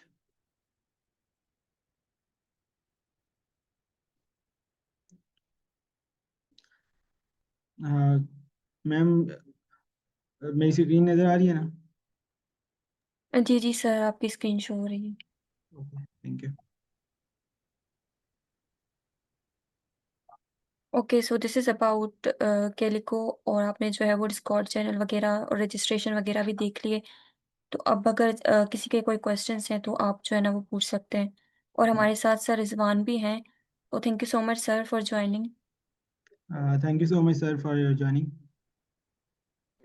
नहीं नहीं, थैंक यू मैम, इसलिए और उमर नज़र, बड़ा आप लोगों ने अच्छा एक्सप्लेन किया। तो मैं थोड़ा सा बताना चाहूँगा। तो स्टूडेंट्स आप में से जो मुझे नहीं जानते, मेरा नाम डॉक्टर रिजवान है। मैं यहाँ सिलिकॉन वैली बे एरिया में होता हूँ, और हाईकोर्ट गुरु की मैनेजमेंट से मेरा ताल्लुक है। तो ये कैलिको ना बड़ा इंपॉर्टेंट कंपटीशन है आपके प्रोफाइल में, क्योंकि ये यूसी बर्कले में होता है, ठीक है। और यूसी क्या है? यूसी है यूनिवर्सिटी ऑफ कैलिफोर्निया। और यूनिवर्सिटी ऑफ कैलिफोर्निया की क्या इम्पोर्टेंस है? इस साल अभी आप देख रहे होंगे ना, नोबेल प्राइज अनाउंस हुए हैं, केमिस्ट्री में, फिजिक्स में, लिटरेचर में, पीस में। 5 Nobel prizes university of California को मिले, जिनमें से 2 यूसी बर्कले में आए। तो अगर आप लोगों को पता हो तो पाकिस्तान की हिस्ट्री में हमें 2 नोबेल प्राइजेस मिले, जिनमें साइंस में सिर्फ एक है, दूसरा तो नॉन साइंटिफिक फील्ड में है। तो मतलब इससे आप कंपेयर कर सकते हैं कि क्या डिफरेंस है इन यूनिवर्सिटीज़ का और पाकिस्तान का और बाकी दुनिया का। मतलब सिर्फ पाकिस्तान नहीं, अगर आप बाकी भी जो हमारे हमसाया ममालिक हैं उनमें भी देखें तो नोबेल प्राइजेस आप उंगलियों पे गिन सकते हैं। और यहाँ यूनिवर्सिटी ऑफ कैलिफोर्निया को एक साल में 5 नोबेल प्राइजेस मिले। टोटल उनको अब तक 75 मिल चुके हैं नोबेल प्राइजेस। और ये ज़्यादातर साइंटिफिक फील्ड्स में, क्योंकि यूनिवर्सिटी में तो आपको साइंटिफिक फील्ड्स में या एजुकेशनल फील्ड्स में ही मिल सकता है ना। पीस का नोबेल प्राइज यूनिवर्सिटीज़ को तो नहीं मिलता, वो तो वॉलंटियर ऑर्गेनाइजेशन या जो लोग दुनिया में अमन के लिए काम करें उनको मिलता है। So that's where the difference is. तो अगर आप इन यूनिवर्सिटीज़ में जाए ना, जिस तरह आप अपने यूनिवर्सिटी में जाते हैं तो आपको फैकल्टी की कार पार्किंग नजर आती है, राइट, कि यहाँ पे सिर्फ फैकल्टी पास पार्क कर सकती है। आप इन यूनिवर्सिटीज में जाते हैं तो कार पार्किंग होती है कि यहाँ पे सिर्फ जो नोबेल पीस प्राइज होल्डर्स हैं वो कार पार्क कर सकते हैं, क्योंकि यहाँ पे पार्किंग कम होती है, एक्सपेंसिव होती है। यूनिवर्सिटीज में इनकरेज किया जाता है कि आप साइकिलें चलाएं, गाड़ियाँ ना रखें, ठीक है ना। तो जो वहाँ पर आपको एक पार्किंग लॉट नज़र आएगी और लिखा होगा कि यहाँ पे सिर्फ अगर आपके पास नोबेल प्राइज़ है ना, तब आप यहाँ पे पार्क कर सकते हैं। तो उससे आपको अंदाज़ा होता है। अब आप इस कॉम्पिटिशन के थ्रू एक ऐसी यूनिवर्सिटी में चले जाते हैं, एक ऐसी यूनिवर्सिटी का नाम आपके साथ आता है जो मतलब अब हमें नहीं, जो सारी दुनिया को पता है, राइट, कि यूसी बर्कले जो है वो कितनी बड़ी और इम्पोर्टेंट यूनिवर्सिटी है। तो ये यूएस में ना एक प्राइवेट यूनिवर्सिटीज़ हैं, जिस तरह स्टैनफोर्ड है, प्राइवेट यूनिवर्सिटी है, जिस तरह मैम अंजलि बता रही थी अभी कि जो स्टैनफोर्ड में आप जा सकते हैं, स्टैनफोर्ड कोड इन प्लेस में, राइट, वो एक बहुत बड़ी अपॉर्चुनिटी होती है। अब जो लेकिन ये प्राइवेट यूनिवर्सिटी है। प्राइवेट यूनिवर्सिटी उसी तरह जिस तरह पाकिस्तान में प्राइवेट स्कूल महंगे हैं, प्राइवेट यूनिवर्सिटियाँ महंगी हैं, सरकारी स्कूल सस्ते हैं, सरकारी यूनिवर्सिटियाँ सस्ती हैं। तो जो यूसीज हैं ये पब्लिक यूनिवर्सिटीज़ हैं, जिनको हम सरकारी स्कूल कह सकते हैं। इनकी ट्यूशन फीस कम होती है रिलेटिव टू प्राइवेट स्कूल से। लेकिन यहाँ पर आप देखें ना, यहाँ पर वो डिफरेंस क्रिएट नहीं हो रहा कि स्टैनफोर्ड इतनी अच्छी है as a private university, UCs जो है, यूसी बर्कले है या UCs basically university of California है, इनके मुख्तलिफ कैंपसेस हैं, जिनमें से एक कैंपस बर्कले में है, फिर एक सैन डिएगो में उसको हम यूसी सैन डिएगो कहते हैं, एक लॉस एंजलिस में उसको यूसीएलए कहते हैं, कि university of California Los Angeles campus, फिर एक मर्सेड में है, अर्वाइन में, इनके मतलब कैलिफोर्निया में मल्टीपल कैंपसेस हैं, जिसमें यूसी बर्कले टॉप पे, फिर यूसीएलए आता है, यूसीएसटी है, और यूसीज हैं। लेकिन ये एक बड़ी आप लोगों के पास एक अच्छी अपॉर्चुनिटी है कि आप इसमें पार्टिसिपेट करें। लेकिन जो पार्टिसिपेशन है ना, जिस तरह अभी उमर मजहर बता रहे थे, ये कि इसमें आपने ना आई कोड गुरु का नाम नहीं लेना, अपना नाम लें, अपने इंस्टीट्यूशन का नाम लिखें, अपनी यूनिवर्सिटीज का नाम लिखें। देखिए, इन द एंड आप यूनिवर्सिटी स्टूडेंट्स हैं, राइट। हम यहाँ तो आप 6 महीने साल पढ़ते हैं, राइट, लेकिन एक यूनिवर्सिटी में आप 4 साल पढ़ते हैं, एक स्कूल में आप 10 साल पढ़ते हैं, एक कॉलेज में एक 12 साल पढ़ते हैं। तो अपने आप को एफिलिएट किया करें अपनी यूनिवर्सिटी के साथ, क्योंकि वो है जिन्होंने आपको पढ़ाया है, हम तो सिर्फ आपको थोड़ा गाइड करते हैं। तो ये चीज़ बड़ी इंपॉर्टेंट है कि आप फील करें कि आप एफिलिएटेड किसके साथ हैं। आप पाकिस्तान के साथ एफिलिएटेड हैं, आप अपनी यूनिवर्सिटी के साथ एफिलिएटेड हैं। और एक और बड़ी इंपॉर्टेंट चीज़ है कि अभी जिस तरह आपको ये हमारे मॉडरेटर्स बता रहे थे कि एआई यूज़ नहीं करनी, तो क्योंकि इसमें प्रॉब्लम्स हुए हैं, लोग ब्लैक लिस्ट हुए हैं, टीम्स डिस्क्वालीफाई की गई हैं, ठीक है, वो एक गलत इंप्रेशन जाता है कि, और स्पेशली अगर बहुत सारी टीम्स डिस्क्वालीफाई हो रही हैं और वो पता चले कि पाकिस्तान से हैं, तो उससे एक रॉन्ग इंप्रेशन जाता है कि यार पाकिस्तान के लोग तो चीटिंग करते हैं। अब चीटिंग तो मतलब स्टूडेंट्स अमूमन कर जाते हैं, ठीक है, लेकिन यहाँ पर ना उसके कॉन्सिक्वेंसेस बहुत ज़्यादा हैं। आप अब अगर आप देखें ना कि लॉस क्यों होते हैं, चोरी पे आपको सज़ा क्यों होती है? इस्लाम में हाथ काटने की का क्यों कहा जाता है, या जनरली लॉज में सारी दुनिया में चोरी में आपको सज़ा मिलती है?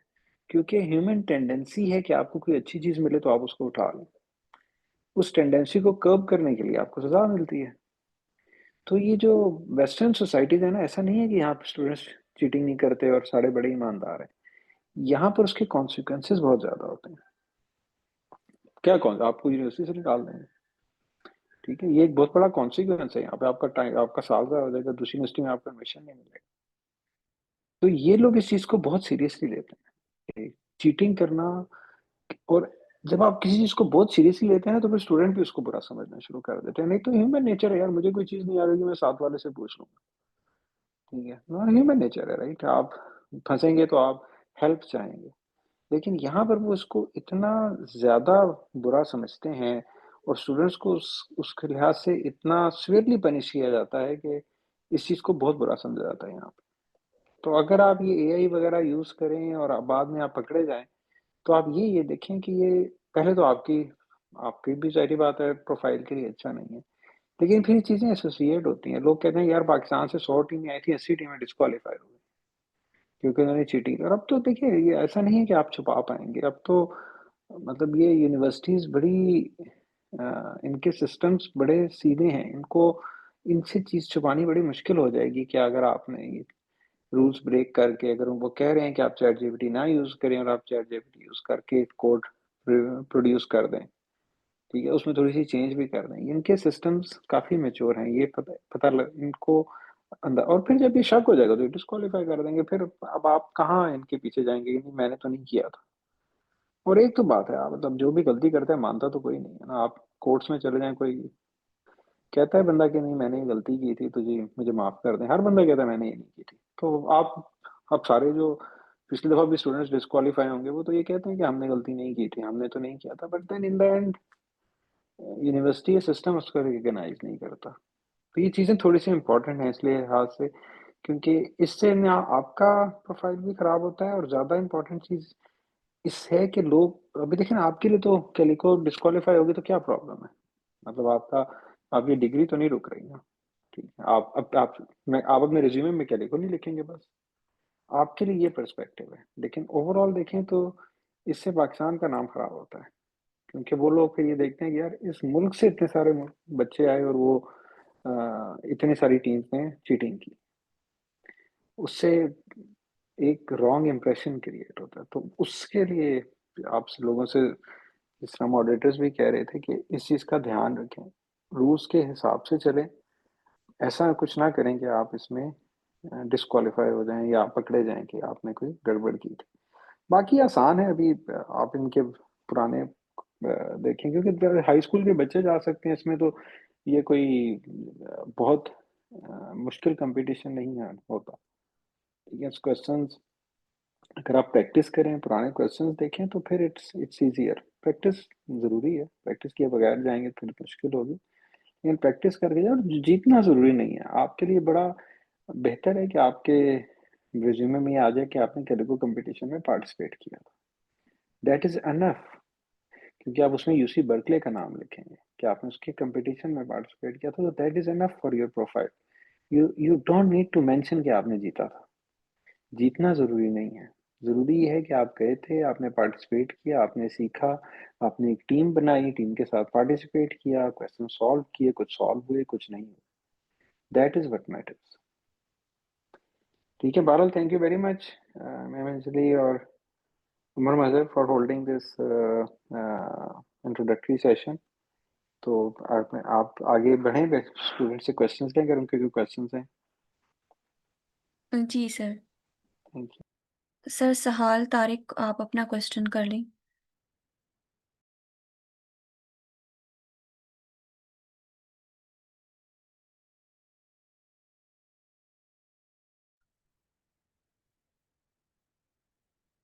और सर मोहम्मद हसन, अगर आपका कोई क्वेश्चन है तो आप कर लें।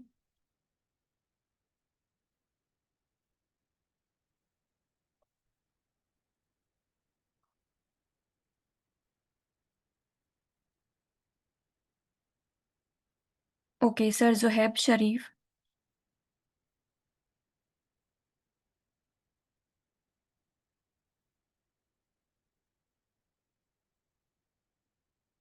ओके, अभी आप क्वेश्चंस कर सकते हैं, आप अनम्यूट हैं।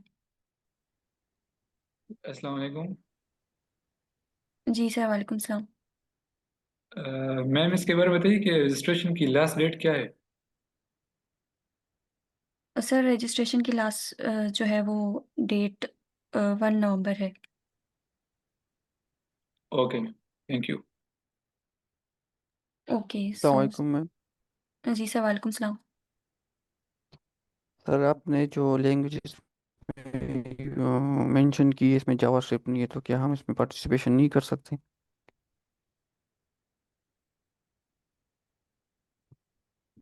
नहीं सर, आप पार्टिसिपेट कर सकते हैं अगर आपके पास जो है वो, अगर आपको जावास्क्रिप्ट ऑलरेडी आती है तो आपके लिए पाइथन सीखना इतना मुश्किल नहीं होगा, क्योंकि उसका सिंटेक्स भी बहुत इजी है, तो आप ये कर सकते हैं कि आईकोड ग्रुप पर भी जो है ना वो काफ़ी सारे सेशन रन हो रहे हैं पाइथन के लिए, तो आप कोई भी सेशन ज्वाइन कर लें, पाइथन का सिंटेक्स जो है वो सीख लें, तो आपके लिए ज्वाइन करना इतना मुश्किल नहीं होगा। ओके, और दूसरा क्वेश्चन मैम ये है कि चैट जीपीटी को हम यूज़ नहीं कर सकते, और इसके लिए यूज़ कर सकते हैं कि प्रॉब्लम को थोड़ा एक्सप्लेन करें फिर, और स्टेप बाय स्टेप, और फिर हम खुद सॉल्व करें। हाँ सर, आप प्रॉब्लम समझने के लिए चैट जीपीटी को यूज़ कर सकते हैं, लेकिन आप जो है ना वो डायरेक्ट कोड जो है वो कॉपी पेस्ट ना करें। ओके थैंक अस्सलाम वालेकुम मैम। जी सर, वालेकुम सलाम। मैम मेरा क्वेश्चन ये है कि एक बिगनर कोडर इंटरनेशनल लोगों के साथ कैसे कोलैब कर सकता है, वो कैसे अपनी टीम इंटरनेशनल लोगों के साथ बना सकता है। सर आप डिस्कॉर्ड पर जाएँ, वहाँ पर जो भी इंटरनेशनल लोग हैं, आप उनके जो है वो इनका जो कैलिको का चैनल है, आप वहाँ पर जो है खुद को इंट्रोड्यूस करवाएँ और लोगों को डीएम करें, उनको बताएँ कि आप एक लर्नर हैं, बिगिनर हैं और आप जो है वो सीखना चाहते हैं। अगर आपको जो है वो कॉन्स्टेंटली जो है वो लीड कोड के क्वेश्चंस जो है वो सॉल्व कर रहे हैं, तो आप वो भी उनको बताएँ कि आपने इतने जो है वो क्वेश्चंस वगैरह सॉल्व कर लिए हैं। तो इस तरह से ना आप उनको बता सकते हैं। अगर आप एक लर्नर हैं, तो ऑब्वियसली वो जो है वो आपको चांस दे सकते हैं कि आप उनकी जो है ना वो टीम में जॉइन करें उनके साथ। अस्सलाम वालेकुम ma'am, am I audible? Ma'am जी सर। मैम मेरा एक क्वेश्चन है, मुझे पाइथन आती है लेकिन उसका डेटा स्ट्रक्चर एंड एल्गोरिथम्स नहीं आते, तो क्या वो यहाँ पर क्लासेस हो रही हैं आई कोड गुरु पे डीएसए की? यस सर, डीएसए की क्लासेस हो रही हैं। आप जो है ना वो स्लैक पर आप अगर हैं, तो आप उनकी टाइमिंग से भी देख सकते हैं। वो टाइमिंग वगैरह भी साथ चैनल के ना लिखी होती है। तो आप देख सकते हैं किस टाइमिंग पे कौन-सा सेशन जो है वो रन हो रहा होता है, फिर आपको उसको भी जॉइन कर सकते हैं। और मैम मेरा एक और क्वेश्चन था कि पाइथन से हम अगर पार्टिसिपेट करते हैं तो डीएसए सीखना लाजमी है? जी सर, डीएसए तो हम एल्गोरिथम सीखते हैं ना कि हम प्रॉब्लम को कैसे सॉल्व कर सकते हैं, अप्रोचेस हम सीखते हैं। पाइथन तो जस्ट एक लैंग्वेज का सिंटैक्स है, तो हमें डीएसए आना चाहिए। अगर आप बिगिनर भी हैं, तो भी जो है वो कोई इश्यू नहीं है। आप ये जॉइन कर सकते हैं, आगे जो है वो अपने आप को जो है वो इम्प्रूव भी कर सकते हैं। Okay ma'am, thank you so much.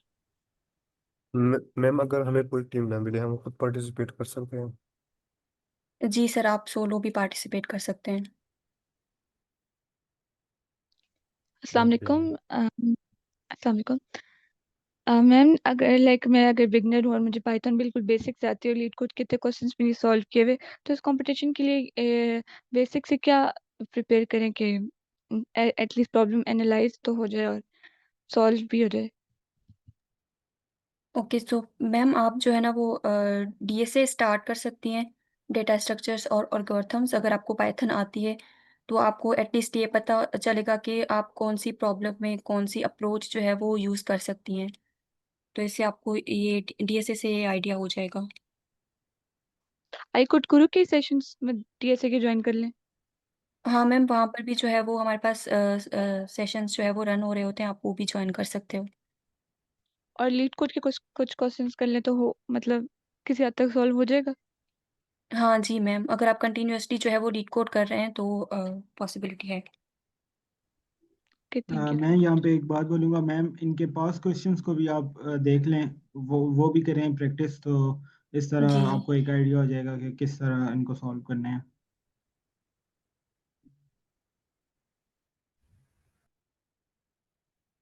Ji sir, Mohammad Bilal, आपका कोई क्वेश्चन है?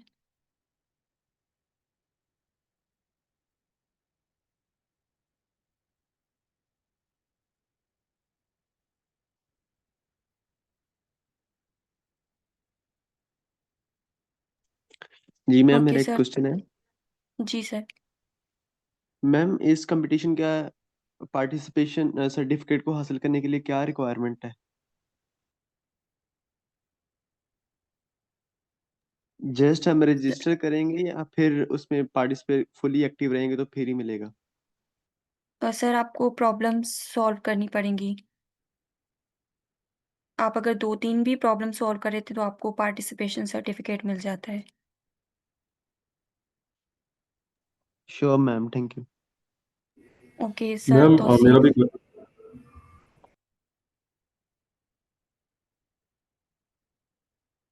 सर अस्सलाम तौसीफ, आप वालेकुम। अपना क्वेश्चन जी जी। जी।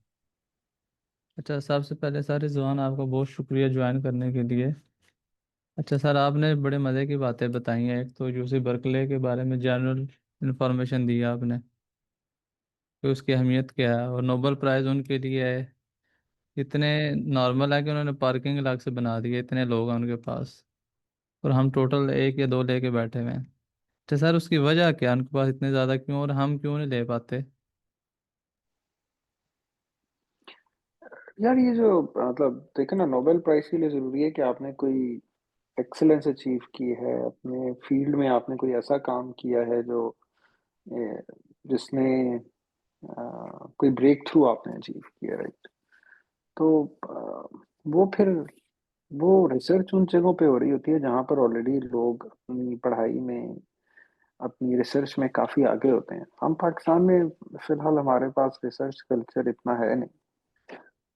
कुछ प्रोफेसर जो रिसर्च करते हैं और अ, जो डीप रिसर्च है ना वो नहीं है। तो ये चीजें ना वक्त के साथ डेवलप होती हैं। आप देखें ना, चाइना में भी अब बड़ा अच्छा काम हो रहा है, बड़ी अच्छी यूनिवर्सिटी है, लेकिन चाइना को क्यों नहीं मिलता? क्योंकि अभी वो शुरू हो रहे हैं इस फील्ड में, राइट? वो अभी फिर वक्त के साथ आप मतलब कोई भी चीज आप वक्त के साथ मैच्योर होती है। तो यहाँ पर यूनिवर्सिटीज में जो है, जब आप इंशाल्लाह यहाँ पर आएंगे आप देखेंगे जिस तरह ये लोग पढ़ाते हैं, ठीक है, जिस तरह इनके कोर्सेज स्ट्रक्चर्ड है, जिस तरह ये असाइनमेंट्स देते हैं, जिस तरह इनका, तो वो एक डिफरेंट ही तरीका है।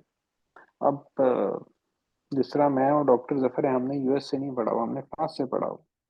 तो मुझे ये हमेशा फील होता है कि मैं उन लोगों से, मेरी अंडरस्टैंडिंग कम है जिन लोगों ने यूएस में मास्टर्स पीएचडी की हुई है, क्योंकि बड़ा रिगरस है यहाँ पे मास्टर्स पीएचडी।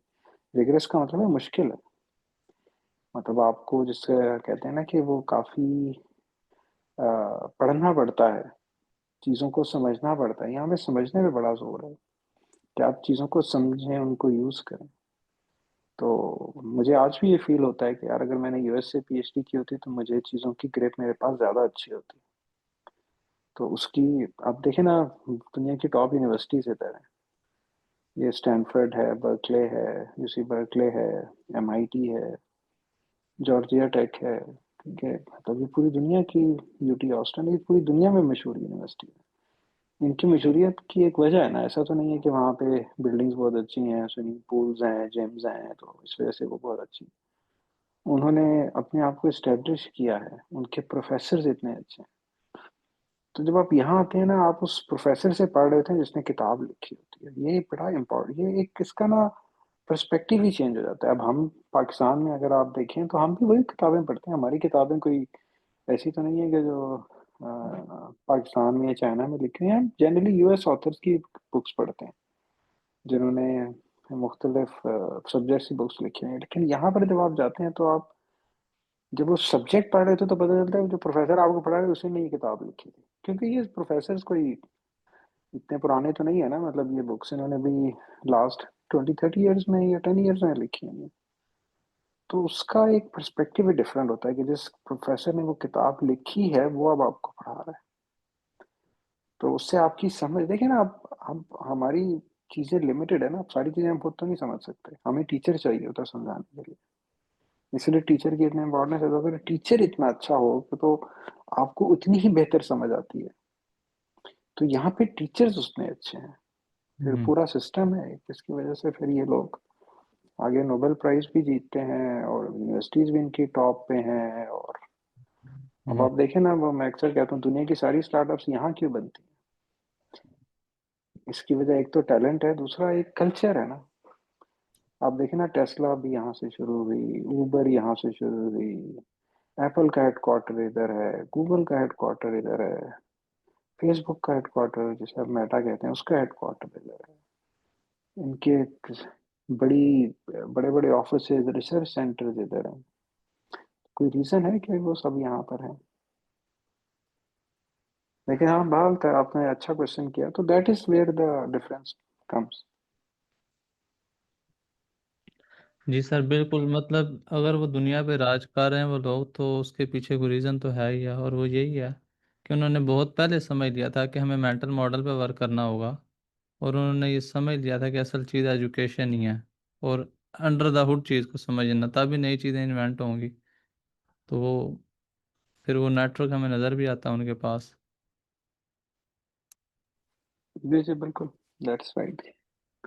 और मतलब अब हम आज शुरू करेंगे तो देखें ना, अब साल बाद चीजें चेंज नहीं होंगी, इट टेक्स टाइम। हम्म। ये चीजें बड़ा टाइम लेती हैं। लेकिन इसका ये मतलब नहीं आप शुरू ही ना करें कि यार हम तो पीछे रहे। आपको शुरू हमेशा हमें शुरू करना चाहिए, और जी वक्त के साथ भी चीज़ें बदलती जाएंगी इंशाल्लाह।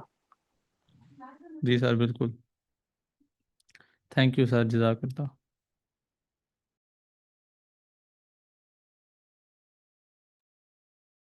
मैम फातिमा आप क्वेश्चन कर सकती हैं। Ma'am am I audible? हाँ जी आपकी यस आवाज़ आ मैम। रही है।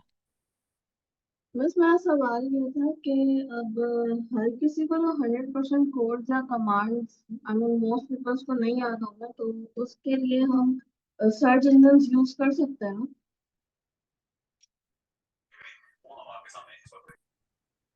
जी, किस चीज के लिए सर्च इंजन यूज करना है? कमांड को देखने के लिए?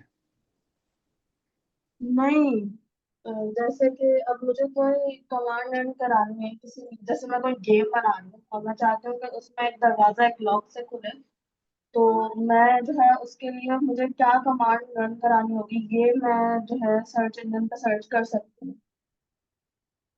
जी बिल्कुल, ड्यूरिंग जॉब के लिए आप सर्च कर सकती हैं, इंटरव्यू के लिए सर्च नहीं कर सकती। इन इस कंपटीशन के हवाले से पूछ रही हूँ। हाँ, कंपटीशन में बिल्कुल सर्च कर सकती हैं, बिल्कुल कंपटीशन में मतलब पूरा सर्च ऑफ इंजन कोर्स, आपके पास है।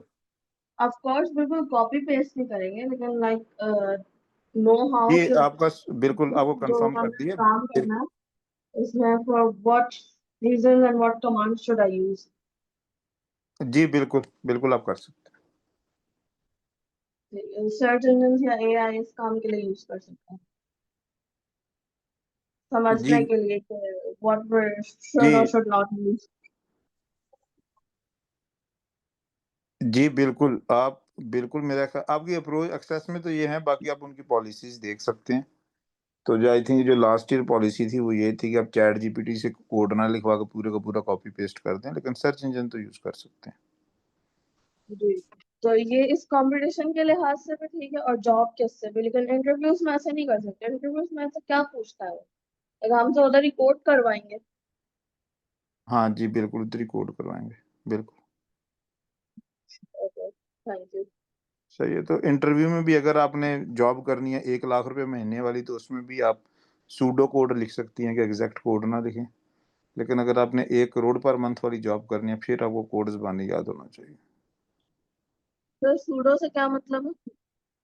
क्या वैसे ही लिख दें कि मेरा इसका मतलब ये है, एग्जैक्ट कोड ना हो जो कंपाइल हो सकता हो। Thank you.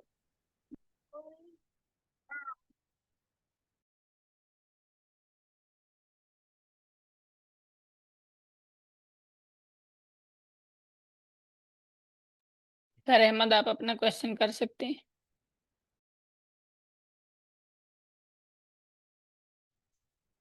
अस्सलामुअलैकुम। First of all thank you very much.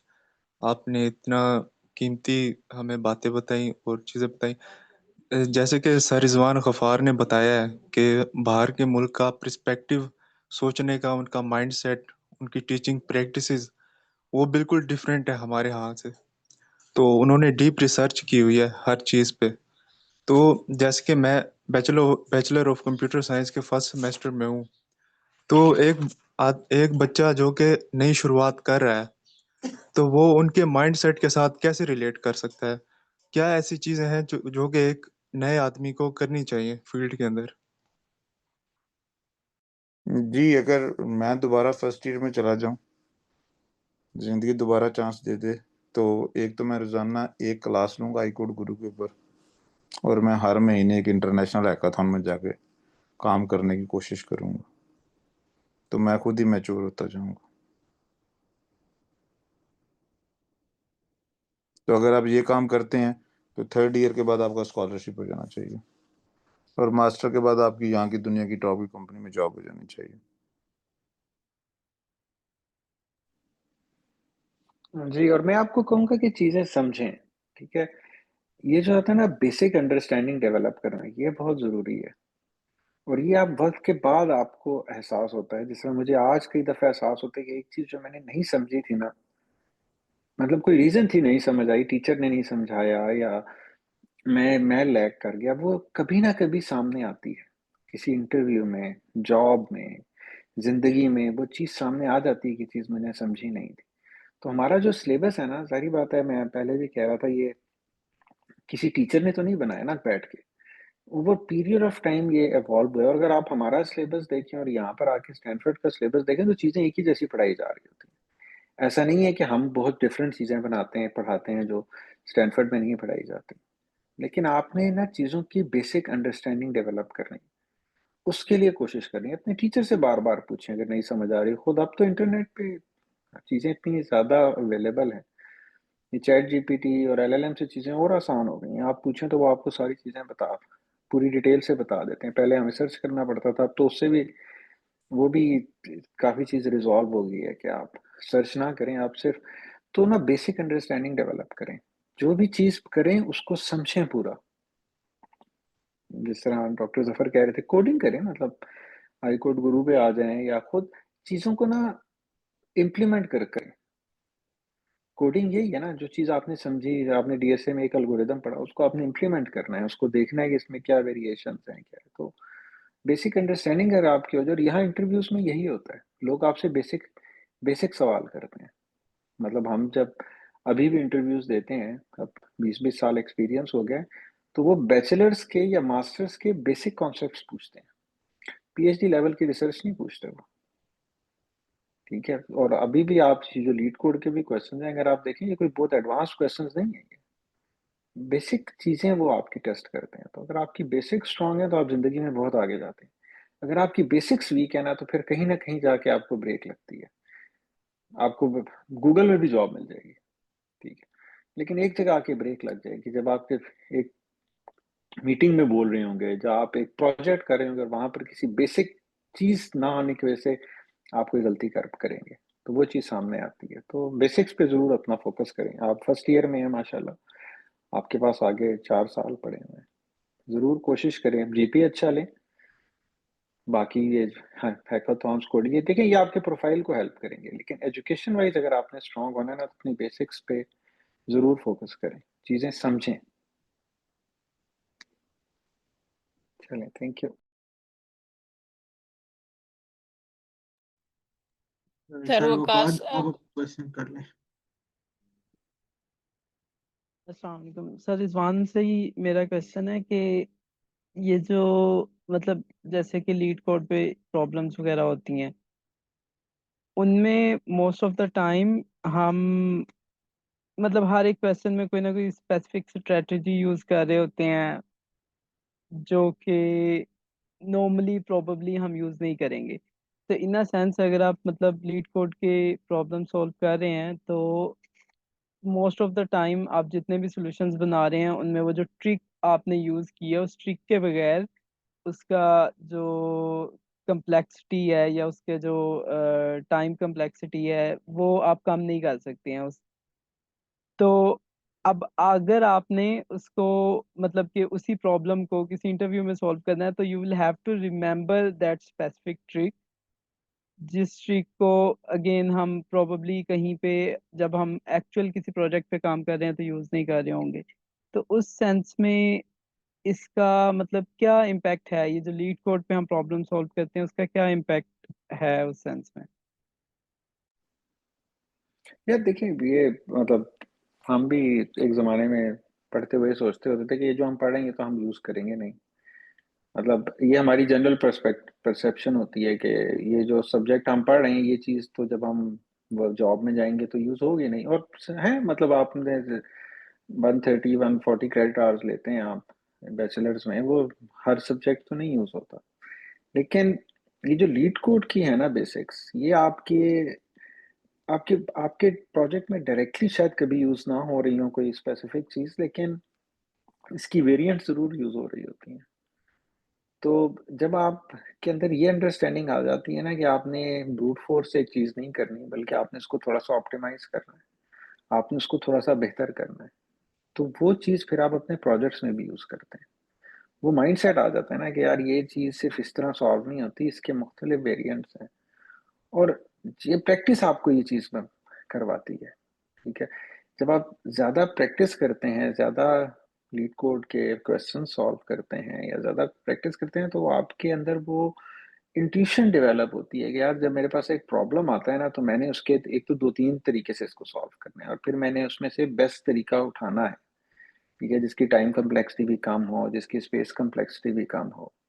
और ये चीज़ फिर आप अपने प्रोजेक्ट्स में भी यूज़ करते हैं। तो ऐसा नहीं है कि ये यूज़ नहीं होती, मतलब हर चीज़ तो नहीं यूज़ होगी, लेकिन ये वो माइंडसेट डेवलप करेगी आपका। और फिर अब देखिए ना, आखिर अब देखिए, हमारी तो अंडरस्टैंडिंग लिमिटेड है, ठीक है? मेरी अंडरस्टैंडिंग इतनी बेहतर तो नहीं होगी जितनी गूगल की होगी, क्योंकि गूगल में दुनिया के टॉप माइंड्स बैठे हैं, उन्होंने बैठ के एक इंटरव्यू स्ट्रक्चर खड़ा किया है कि हम इस बेस पे इंटरव्यू लेंगे।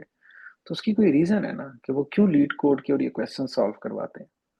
That there has to be a reason. जैसे ना अब हम हैं, अपनी यूनिवर्सिटीज़ में पढ़ते हैं, सेमेस्टर सिस्टम है, क्विज़ेज़ हैं, एग्ज़ाम्स हैं, कोई रीज़न है जिसकी वजह से दुनिया में एकेडेमिया ने, जिस तरह हम जब जब पढ़ रहे थे, एक ज़माने में एनुअल सिस्टम था, फिर सेमेस्टर सिस्टम आया, फिर एब्सोल्यूट ग्रेडिंग थी, फिर रिलेटिव ग्रेडिंग आई। ये चीज़ें वक़्त के साथ इम्प्रूव हो रही हैं। हम कह सकते हैं कि नहीं, एनुअल सिस्टम बहुत अच्छा था, लेकिन अब सारी दुनिया में सेमेस्टर सिस्टम कराया जाता है, तो कोई रीज़न है। इसी तरह जो बड़ी कंपनीज़ हैं, वो क्यों लीड कोड के क्वेश्चंस करवाती हैं? हालाँकि हो सकता है वो क्वेश्चन आप प्रोजेक्ट्स में ना यूज़ कर रहे हैं, क्योंकि ओवरऑल उन्होंने ये चीज़ डेवलप कर ली है कि अगर आप कोडिंग में अच्छे हैं, अगर आप ये प्रॉब्लम सॉल्व कर सकते हैं, तो आप प्रोजेक्ट्स में अच्छा परफॉर्म कर सकते हैं। So that's why they have converged. तो हमें उसके हिसाब से चलना है और उस पे हमने बिलीव करना है कि अगर ये सिस्टम बना है और इतनी बड़ी कंपनीज, टॉप माइंड्स ने मिल के बनाया है कि हम इस चीज़ पे फोकस करेंगे, इससे हम अच्छे कैंडिडेट सेलेक्ट करेंगे, तो उसके पीछे कोई रीज़न है। और बाकी यूज़ होती हैं, आप हर चीज़ यूज़ नहीं होती, लेकिन उनमें से काफ़ी चीज़ें आप यूज़ करते हैं अपने प्रोजेक्ट्स में, अपनी प्रोफेशनल लाइफ में। ओके, चलें, थैंक यू। Thank you.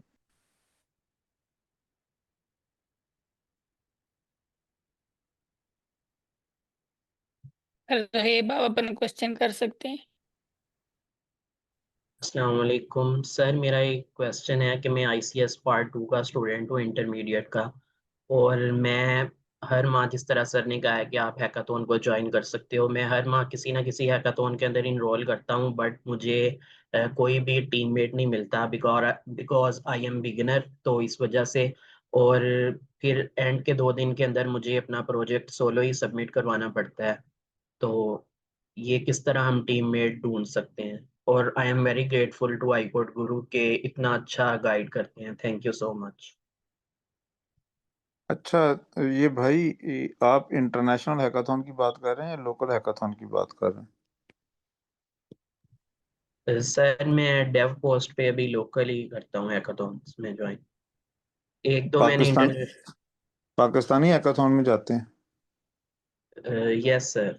अच्छा, तो दूसरा, आप रोजाना लीड कोड करते हैं? सर लीड कोड तो नहीं, मैं अभी बिल्कुल बिगिनर हूँ। अभी मैं अपनी वेब डेवलपमेंट पे ज़्यादा फोकस कर रहा हूँ और एजेंटिक एआई वगैरह पर। और मैं वैसे अच्छा, रोज़ाना ठीक है, 1 से 2 घंटे सेशन ज़रूर लेता हूँ आई कोड गुरु से। ठीक है। तो बेसिकली इट इज ओके कि आप सोलो कर दें या आप अपनी टीम बना लिया करें शुरू से, और टीम में बाकी लोग आपके साथ मिल जाएंगे। तो बेसिकली रूल ऑफ थंब ये है कि आपकी हर हैकाथॉन में प्रोग्रेस जो है वो पिछली हैकाथॉन से बेहतर हो। अगर हर हैकाथॉन में एक ही जैसा सिचुएशन हो रही है, तो then it is not a good. दूसरा ये है कि लिंक्डइन पे पोस्ट लाजमी लिखा करें हैकाथॉन के बारे में। अगर हैकाथॉन में टीम नहीं मिली, पोस्ट लिखें लिंक्डइन पे कि मुझे टीम नहीं मिली। दिस इज सुपर इम्पोर्टेंट, ठीक है? और अपने आपको बता देंगे अगली दफा टीम ना मिली, मैंने फिर पोस्ट लिखनी है कि मुझे टीम ही नहीं मिली। Okay sir, thank you so तो मच, थैंक यू। पब्लिकली अपने आप को अकाउंटेबल करें, तो आपकी प्रोग्रेस बेहतर होगी।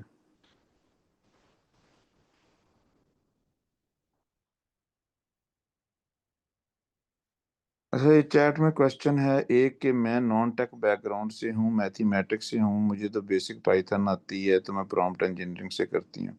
तो ये बात सब लोग याद रखें कि आपकी वर्थ मार्केट में आज की दुनिया में उतनी ही है जितनी आपको प्रोग्रामिंग आती है।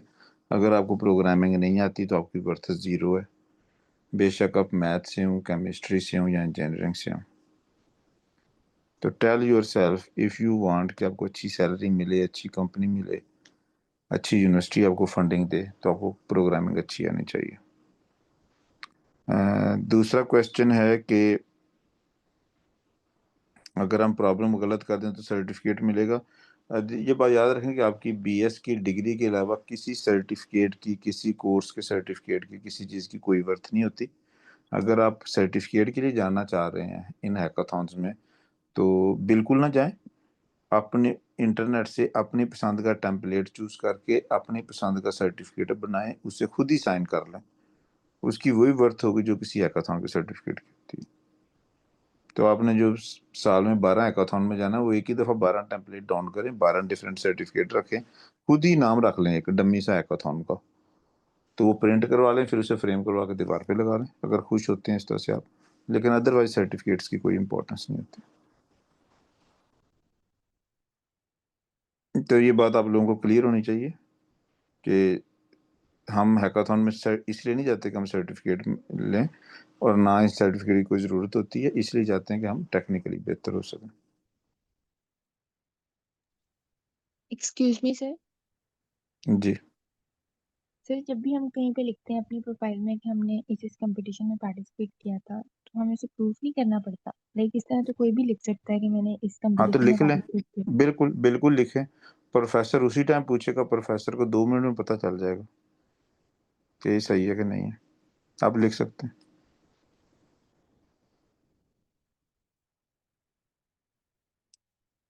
सही है। सर्टिफिकेट में आपने देखें सीवी के ऊपर जो भी बंदा कोई लिखता है ना कि मैंने ये हैकाथॉन में गया था, ये प्रोजेक्ट किया था, आपसे हमेशा पूछा जाएगा ये प्रोजेक्ट एक्सप्लेन कर दो। वो ये नहीं कहेंगे कि हमें सर्टिफिकेट ला के दिखाओ। ठीक है ना, हो किसी के पास इतना टाइम है को वैलिडेट करता फिर सर्टिफिकेट असली था। लेट्स सपोज सर्टिफिकेट असली हो भी गया लेकिन आपको आता कुछ नहीं है, तो आप किसी काम के हैं, प्रोफेसर के लिए किसी काम के नहीं। और दूसरा जो ईमेल कम्युनिकेशन होती है ना, ईमेल कंफर्मेशन, वही बहुत होती है।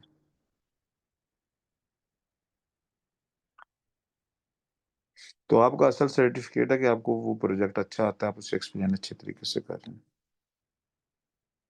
ये बात याद रखना। तो इसी तरह जो आप ऑनलाइन कोर्सेज करते हैं उनकी कोई वर्थ नहीं होती सर्टिफिकेट के पॉइंट ऑफ व्यू से। हाँ, जो उसमें नॉलेज सीखते हैं आप उसका फ़ायदा हो सकता है, लेकिन अदरवाइज कोई वर्थ नहीं होती। अगर आप समझते हैं कि ये कोई एक्स्ट्रा फैक्टर है, एक्स्ट्रा ऑर्डिनरी चीज़ है, तो बिल्कुल नहीं है।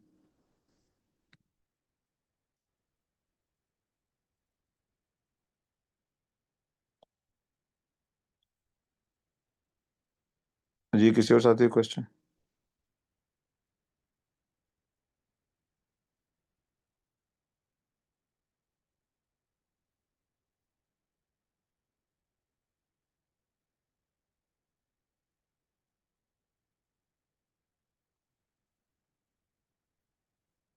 चलें जी, किसी क्वेश्चन है तो let's call it a day over to the host.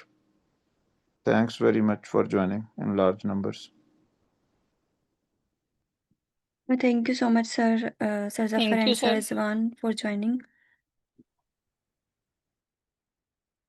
Okay, so अगर किसी का कोई क्वेश्चन है कैलिको से रिलेटेड तो आप पूछ लें।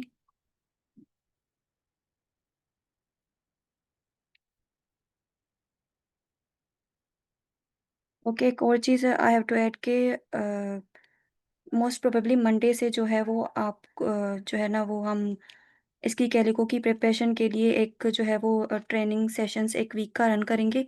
तो आप अगर बिगनर हैं और प्रिपेयर करना चाहते हैं तो वो सेशंस जो है वो आप ज्वाइन कर सकते हैं। उसमें आपको पूरी गाइडेंस मिलेगी कि आपको कैसे प्रॉब्लम्स को है वो सॉल्व करना है, तो आप जो है ना वो ज्वाइन कर सकते हैं। मैम वो वाला सेशन किस टाइम होगा?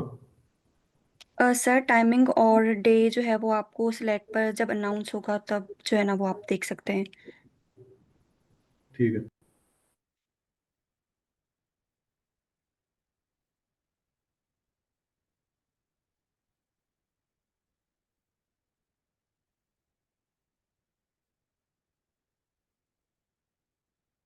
ओके, किसी और का अगर कोई क्वेश्चन है तो आप पूछ लें, अदरवाइज जो है वो हम मीटिंग मैम जी एंड ये चैट में क्वेश्चन जी बोल रहे हैं चैट वाला क्वेश्चन।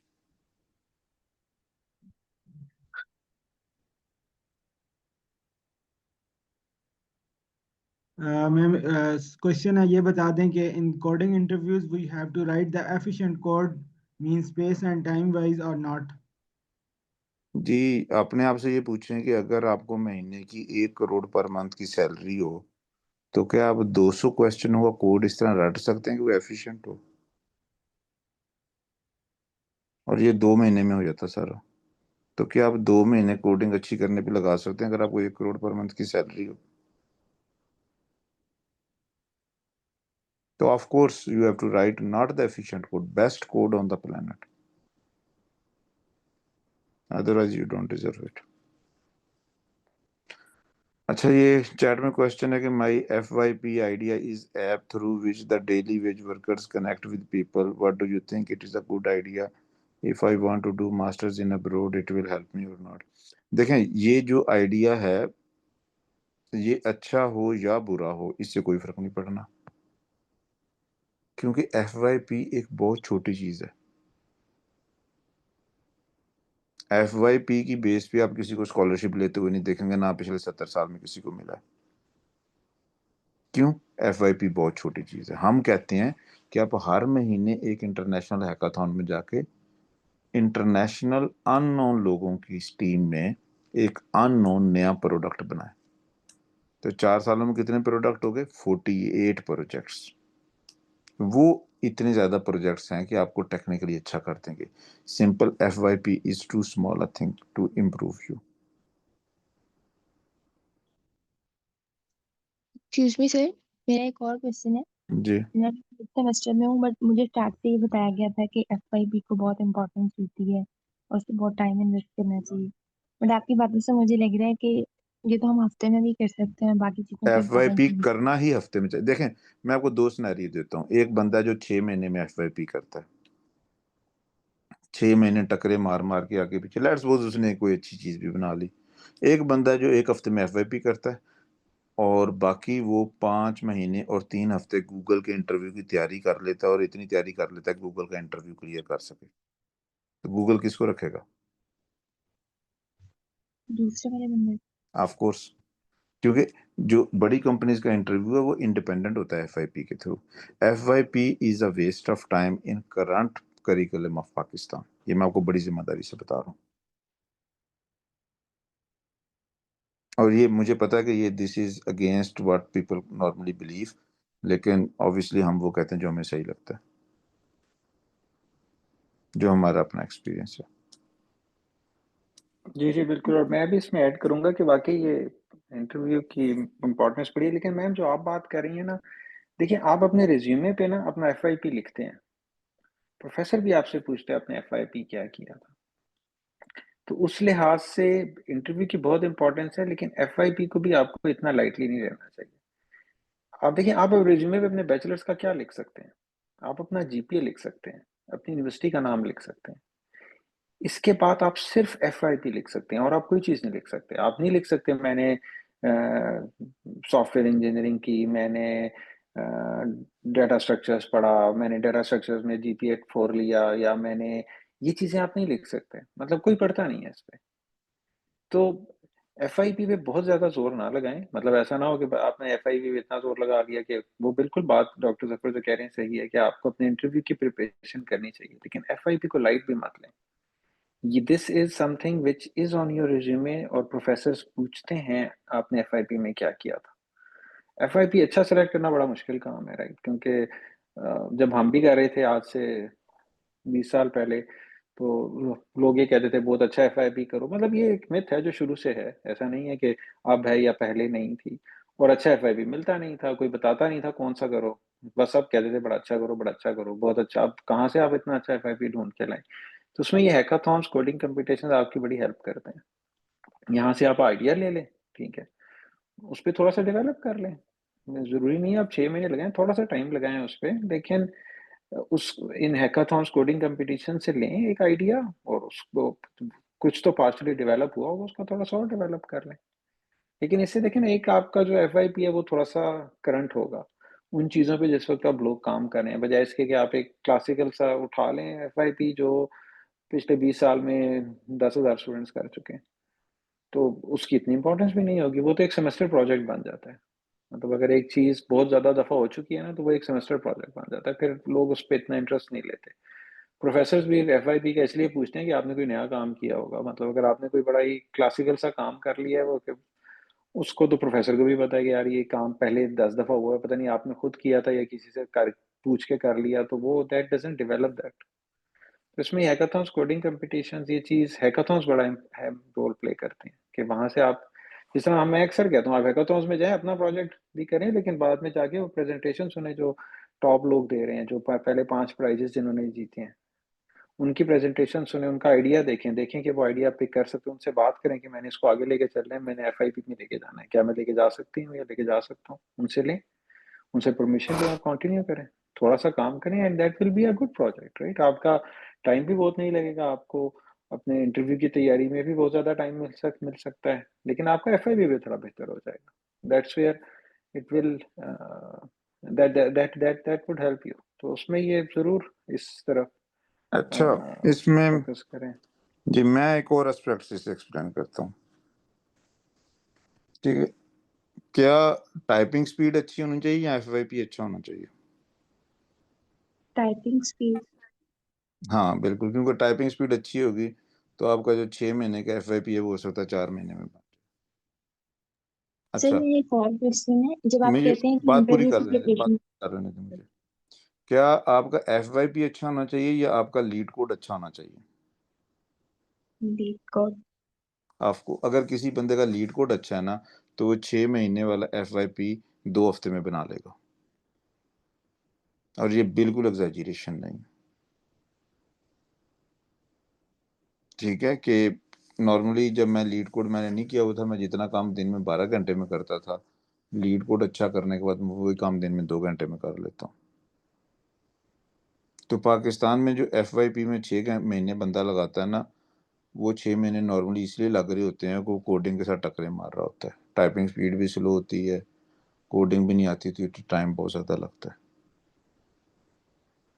तो उससे बेहतर है कि हम अपनी ये वाली चीज़ें फिक्स करें ताकि एफवाईपी में प्रोग्रेस जल्दी हो जाए। प्लस अगर आप हर महीने एक नया हैकाथॉन का प्रोजेक्ट देख रहे हैं, तो भी आप किसी भी हैकाथॉन के प्रोजेक्ट को पकड़ के पॉलिश मार के थोड़ा सा एक्सटेंड करके उसे एफवाईपी डिक्लेयर कर सकते हैं। जी आप करें क्वेश्चन। एफवाईपी का मतलब है फाइनल ईयर प्रोजेक्ट भाई, ये चैट में क्वेश्चन था।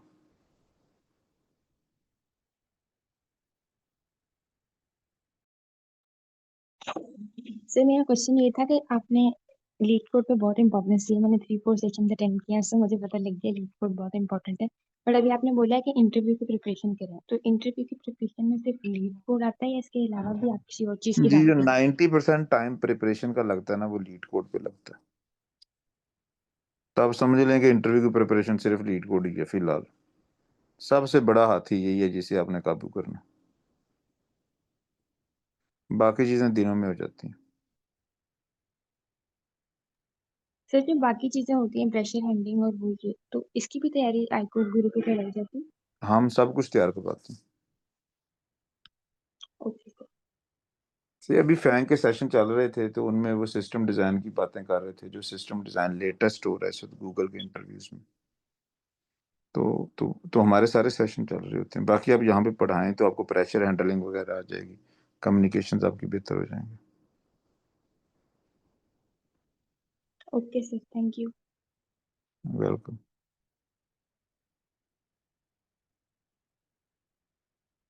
सर मेरा एक क्वेश्चन था। जी, सर ये लीड कोड का जो कोड है ये एग्जैक्टली याद भी होना चाहिए सर, लॉजिक पे नहीं रह सकते हम? जब आप कोड लिखे ना, तो वो कंपाइलेबल होना चाहिए। हम्म। तो कोड अगर आप टाइप कर रहे हैं तो वो बगैर किसी कॉमा के चलना चाहिए। सर अभी तो ये सीन होता है ना कि अगर मैं अपनी बात करूं तो मैं कर रहा होता हूँ, ज़्यादा फोकस होता है लॉजिक पे, और जो कोडिंग का सिंटैक्स वो कहता हूँ जी देखी जाएगी बाद में कर लेंगे, बस वो कहीं से दे जी शुरू में ऐसा ही होता है, तो गूगल। आप अभी बिगिनर हैं, हम्म। तो ये तो आस्ता आस्ता याद होना शुरू हो जाता है। तो इस चीज़ को प्रायोरिटी दूं फिर मैं, नहीं, कोई अगर अभी प्रायोरिटी से नहीं मैं। देनी, रोज प्रैक्टिस करते रहें बस इसी तरह, आस्ता आस्ता ओके। खुद ही याद होना शुरू हो जाएगा। जब सही है। जब आपको लॉजिक ऑटोमेटिकली आपकी सेकंड नेचर बन जाएगी ना, फिर आपको उसकी कमांड्स याद होना शुरू हो जाएंगी। हम्म। तो ये ऑटोमेटिकली हो जाता है, आपको करने की जरूरत नहीं है, आपको सिर्फ कंसिस्टेंसी करनी की जरूरत ठीक है, मतलब ये साफ जाहिर करता है ना कि गैप है, अभी रिपीटेशन चाहिए, ऑटोमेटिक हो जाएंगी चीज़ें। है। भाई मेरे, जिस दिन तक आप गूगल में नहीं पहुंचे आपने तैयारी करनी है। जिस प्लेयर ने इंटरनेशनल क्रिकेट खेलनी होती है ना, वो जिस दिन तक कौमी टीम में नहीं जाता वो रोज प्रैक्टिस करता है कोच के अंडर। वो ऐसा नहीं करता कि 2 महीने प्रैक्टिस करने के बाद चुप कर जाता है कि अब मैं ना ट्रायल जाके दे दूंगा। ऐसा करता है वो?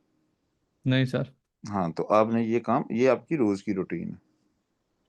सही। Okay sir, got it. सही है, उससे आपकी मसल मेमोरी बन रही होती है। सर एक और क्वेश्चन, हमारी डिग्री खत्म होने से कितना टाइम पहले हमें स्कॉलरशिप्स के लिए अप्लाई करना शुरू कर देना चाहिए? लाइक हम चाहते हैं कि बैचलर्स के फौरन बाद हमें स्कॉलरशिप मिल जाए, तो हमें 1 साल पहले काफी होगा अप्लाई करना? जी, 3rd ईयर के बाद आप करते हैं, प्लस 6 सेमेस्टर के बाद। Okay sir. जी नाज़नीन। अस्सलाम वालेकुम सर। जी। सर मेरा एक क्वेश्चन है, जैसे मैं लीड कोड के यहाँ पे जब क्लासेस होती है ना, तो मैं अपना बता दूं, मैं बिल्कुल प्योर बिजनेस बैकग्राउंड से हूँ, तो मुझे बिल्कुल भी। और दूसरा एक चीज़ है कि मुझे मैथ्स बहुत ज़्यादा मुश्किल लगती है, मतलब जितने भी मैंने अपनी मैथ्स की है अपनी डिग्री में भी, वो भी बहुत ही मुश्किल से थोड़ा बहुत सब्जेक्ट्स ही निकाले हैं मैंने। तो जब भी मैं मैथ के क्वेश्चन देखती हूँ, मतलब जहाँ पे भी नंबर्स आ जाते हैं वहाँ पे मैं मुझे ऐसा लगता है कि ये चीज़ मुझसे होगी ही नहीं। तो लीड कोड जो बिल्कुल बिगिनर लेवल के भी मतलब क्वेश्चंस होते हैं ना, वो भी मुझे बहुत ज़्यादा ही मुश्किल लगते हैं। आप मुझे थोड़ा उसके हवाले से अगर कुछ बता सकें, क्योंकि जहाँ पे भी मैथ्स आती है मुझे लगता है कि ये चीज़ किसी भी तरीके से ना मुझसे नहीं हो सकती। अच्छा ठीक है। देखें, मैंने लीड कोड स्टार्ट किया था कैरियर में 15 साल गुजारने के बाद, और उनमें से 15 साल में से 5 साल अमेरिका में थे, दुनिया की टॉप की कंपनीज में। और जब मैंने लीड कोड स्टार्ट किया तो मुझसे लीड कोड के इजी क्वेश्चन भी नहीं थे होते।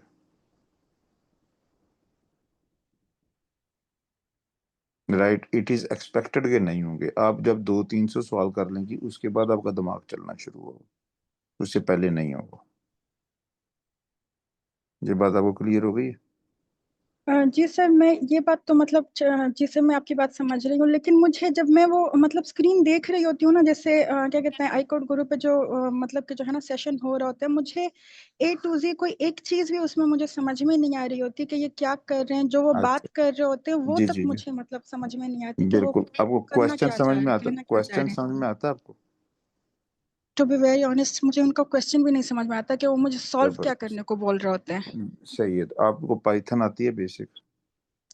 नहीं सर, जैसे मैंने आपको बताया मेरा बिल्कुल बिजनेस का हाँ बैकग्राउंड अच्छा, है, हम लोगों ठीक ने है, कुछ भी कोडिंग का समझ ना गया, मैं पढ़ा समझ है। गया, समझ गया जी। बातें। आंसर शॉर्ट दिया करें। अच्छा, तो जी। अभी अभी 2 बजे स्टार्ट हो रहा है एक हाई स्कूल के लिए कंप्यूटर की क्लास, मंडे से, तो उसे ज्वाइन कर लें। उसके बाद बेसिक पाइथन की क्लास ज्वाइन करें। सर आपने कहा था ना कि पहले मेरी आपसे बात हुई थी कि आपने कहा था कि पहले अपने आइल्स पे ध्यान दें सिर्फ और सिर्फ। तो आइल्स कर लिया आपने? नहीं, अभी मैं उसके लिए तैयारी कर रही हूँ। तो फिर अब ये पाइथन कहाँ से बीच में आ गई और लीड कोड कहाँ से बीच में आ गए? सर क्योंकि आपने कहा ना कि मतलब कि जो है ना जो क्या कहते हैं जो भी आगे जॉब्स वगैरह होंगी उसमें हमें इसकी सबसे अच्छा ज्यादा अच्छा, जरूरत पड़ती है। Let us do one thing at a time. पहले ना आइल्स में 8 बैंड लेके आए। सही। कितना? 8 बैंड 8 बैंड। और इंशाल्लाह। ये नहीं कि आपने बुक उस वक्त करवाना जब 8 बैंड आना शुरू हो जाए प्रैक्टिस में। बाकी सारी चीजें हम बाद में करेंगे, ये वेस्टेज ऑफ टाइम है ये टॉपिक से भी। ठीक है। आइल्स में अगर अच्छा। आपका 8 बैंड आ गया तो इंटरव्यू तकरीबन, स्कॉलरशिप इंशाल्लाह कंफर्म है। उसके बाद हम इन चीज़ों में सही। बात करेंगे। ओके सर, तो ये जो मतलब अभी कंपटीशन हो रहा है जो मतलब यूएस क्या कहते हैं बर्कली यूनिवर्सिटी का, इसमें भी अभी मैं फिर पार्टिसिपेट नहीं करूँ? बिल्कुल ना करें। आपने मेरी टॉक देखी है जिसमें मैंने बताया हुआ कि आइल्स को तैयार कैसे करते हैं? जी सर। तो फिर आप ये क्वेश्चन क्यों कर रही हैं? आपको तो इस क्लास में नहीं होना चाहिए था। सर वो आपने कहा था ना कि मतलब आई कोड गुरु पे जितनी भी ज्यादा आप टाइम स्पेंड कर सके वो ज्यादा अच्छा होगा, लेकिन तो लेकिन मैं सारी। आपने अगर आइल्स की क्लास देखी है तो उसमें हमने बात की है कि 24/7 सिर्फ आइल्स की बात होगी। Okay sir, thank you sir. ये आपने बात आपने टॉक वाकई देखी थी या वैसे कह दिया कि देखी थी? जी सर, मैंने देखी है सर। तो फिर आपको इस क्लास में नहीं होना चाहिए था। ओके सर, ब्रिंग 8 बैंड इन आइल्स। ओके सर, ओके सर, ठीक है, बाकी चीजें हम उस वक्त कर लेंगे। ओके ओके, ठीक है सर, थैंक यू सर। ठीक है जी, नेक्स्ट किसी और साथी का क्वेश्चन? सर सर मेरा चैट में क्वेश्चन क्वेश्चन है। जी, सर मेरा क्वेश्चन ये है कि हमें आइल्स की तैयारी कब करनी चाहिए? लाइक अभी मेरे पास 3 इयर्स पूरे ग्रेजुएशन के पड़े हैं, तो पहले मुझे लीड कोड करना चाहिए और अच्छा, लास्ट ईयर में आपने IQ। आपने जो मेरी 4 कैरियर काउंसलिंग की टॉक्स हैं वो देख ली हैं? 2 देखी हैं अभी। बाकी 2 भी देख लें, उसमें बताया हुआ है ये कि किस सेमेस्टर में क्या करना चाहिए, ये उनमें बताया गया। ठीक है, तो पूरा उसमें प्लान दिया गया, कवर की गई हैं सारी की सारी चीजें। जी आरिस। अस्सलामुअलैकुम सर, मेरा सवाल ये था कि कम्युनिकेशन स्किल्स पे कैसे ग्रिप हासिल की जाए, मतलब जो बोलना चाहते हैं वो बोल नहीं पाते। कम्युनिकेशन स्किल पे कैसे ध्यान दिया जाए, इम्प्रूव की जाए? उसका यस एक सर। आसान सा तरीका ये है कि कम्युनिकेट ज़्यादा से ज़्यादा करें। सर क्लास मगर में बोलने पढ़ाएं। जो बोलना चाह रहे होते हैं ना वो बोल नहीं पाते। क्यों नहीं बोल पाते? ज़हन में नहीं आता या ज़ुबान अड़ जाती है? जबान थोड़ा सा अड़ जाती है। देखें भाई, जो पठान आता है ना पेशावर से लाहौर, उसका एक्सेंट पूरी उम्र ठीक नहीं होता। इसी तरह जो हमारा नेचुरल स्टाइल होता है बोलने का वो फिक्स नहीं होता, हम उसी में फ्लुएंसी लेके आ सकते हैं, और वो फ्लुएंसी आती है बोलने से, ज़्यादा बोलने से। तो क्या आप वैसे बोलने की बात कर रहे हैं या आप बात में लुकनत की बात कर रहे हैं, स्टैमिंग की? नहीं नहीं, वैसे बोलने से। हाँ, तो वैसे ज़्यादा से ज़्यादा टीचिंग करें। तो सर अभी टीचिंग कैसे करें? अभी मतलब फर्स्ट सेमेस्टर में भी हम जाएंगे और पाइथन आती है, लीड कोड कर रहे हैं, मगर अभी उसको भी देखना है फर्स्ट सेमेस्टर को, उसका सीजीपी भी मेंटेन रखना है। आपने भाई मेरी 4 कैरियर काउंसलिंग की टॉक्स देखी? जी सर, बिल्कुल देखिए। तो उसमें बताया गया कि आपने रोजाना एक लीड कोड की क्लास लेनी है और हफ्ते में 1 दिन प्रेजेंट करना है। हाँ बिल्कुल सर, ये कहा है आपने। हाँ, तो बस ये मगर काम सर करें। चलें, सही है, डन है इंशाल्लाह। इससे बेहतर आंसर मेरे पास नहीं है भाई।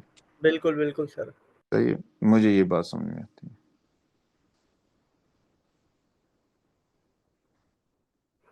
सर मगर जितने भी लीड कोड के स्टार्ट हुए ना वो सारे एडवांस, और हम अभी बेसिक पे हैं, तो हम कौन सा, मतलब जैसे अभी लीड कोड पे हम जो जा रहे हैं ना वो 75 लीड कोड चल रहा है आजकल जो चल रहा है, उसमें हम जा रहे हैं, तो मगर उसमें सारे एडवांस हैं, हमें भी समझ नहीं आ रहे क्वेश्चन, मगर हम जा रहे हैं बस।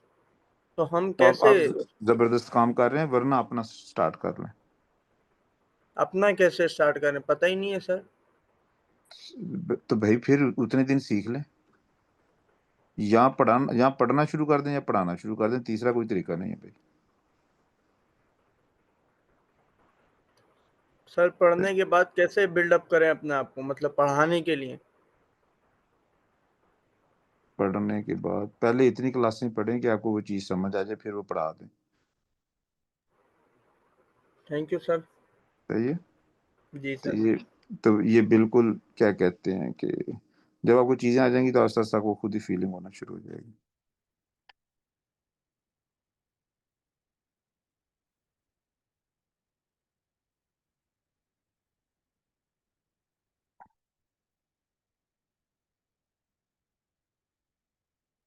चलन जी, किसी और क्वेश्चन है तो गो टू द होस्ट। तो thank you very much. Sir मेरा क्वेश्चन है जी। सर, अगर इंग्लिश लैंग्वेज को इम्प्रूव करना है तो वो किस तरह करेंगे? यहाँ पे तो कोई इंग्लिश लैंग्वेज का कोर्स नहीं होता, आइलेट्स का होता है। तो आपने इंग्लिश लैंग्वेज क्यों इम्प्रूव करनी? कम्युनिकेशन के लिए, कि इंटरनेशनल जो टीममेट्स होते हैं उनके साथ हम कम्युनिकेट कर सकें, और अच्छा, इंटरव्यूज के लिए आइलेट्स अब के। किस सेमेस्टर में आप?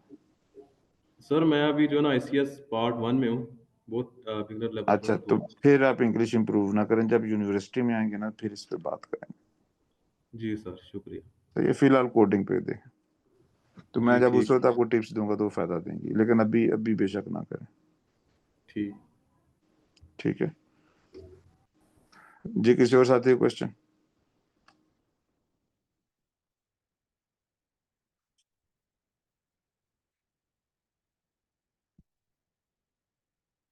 चलें जी, ओवर टू द होस्ट।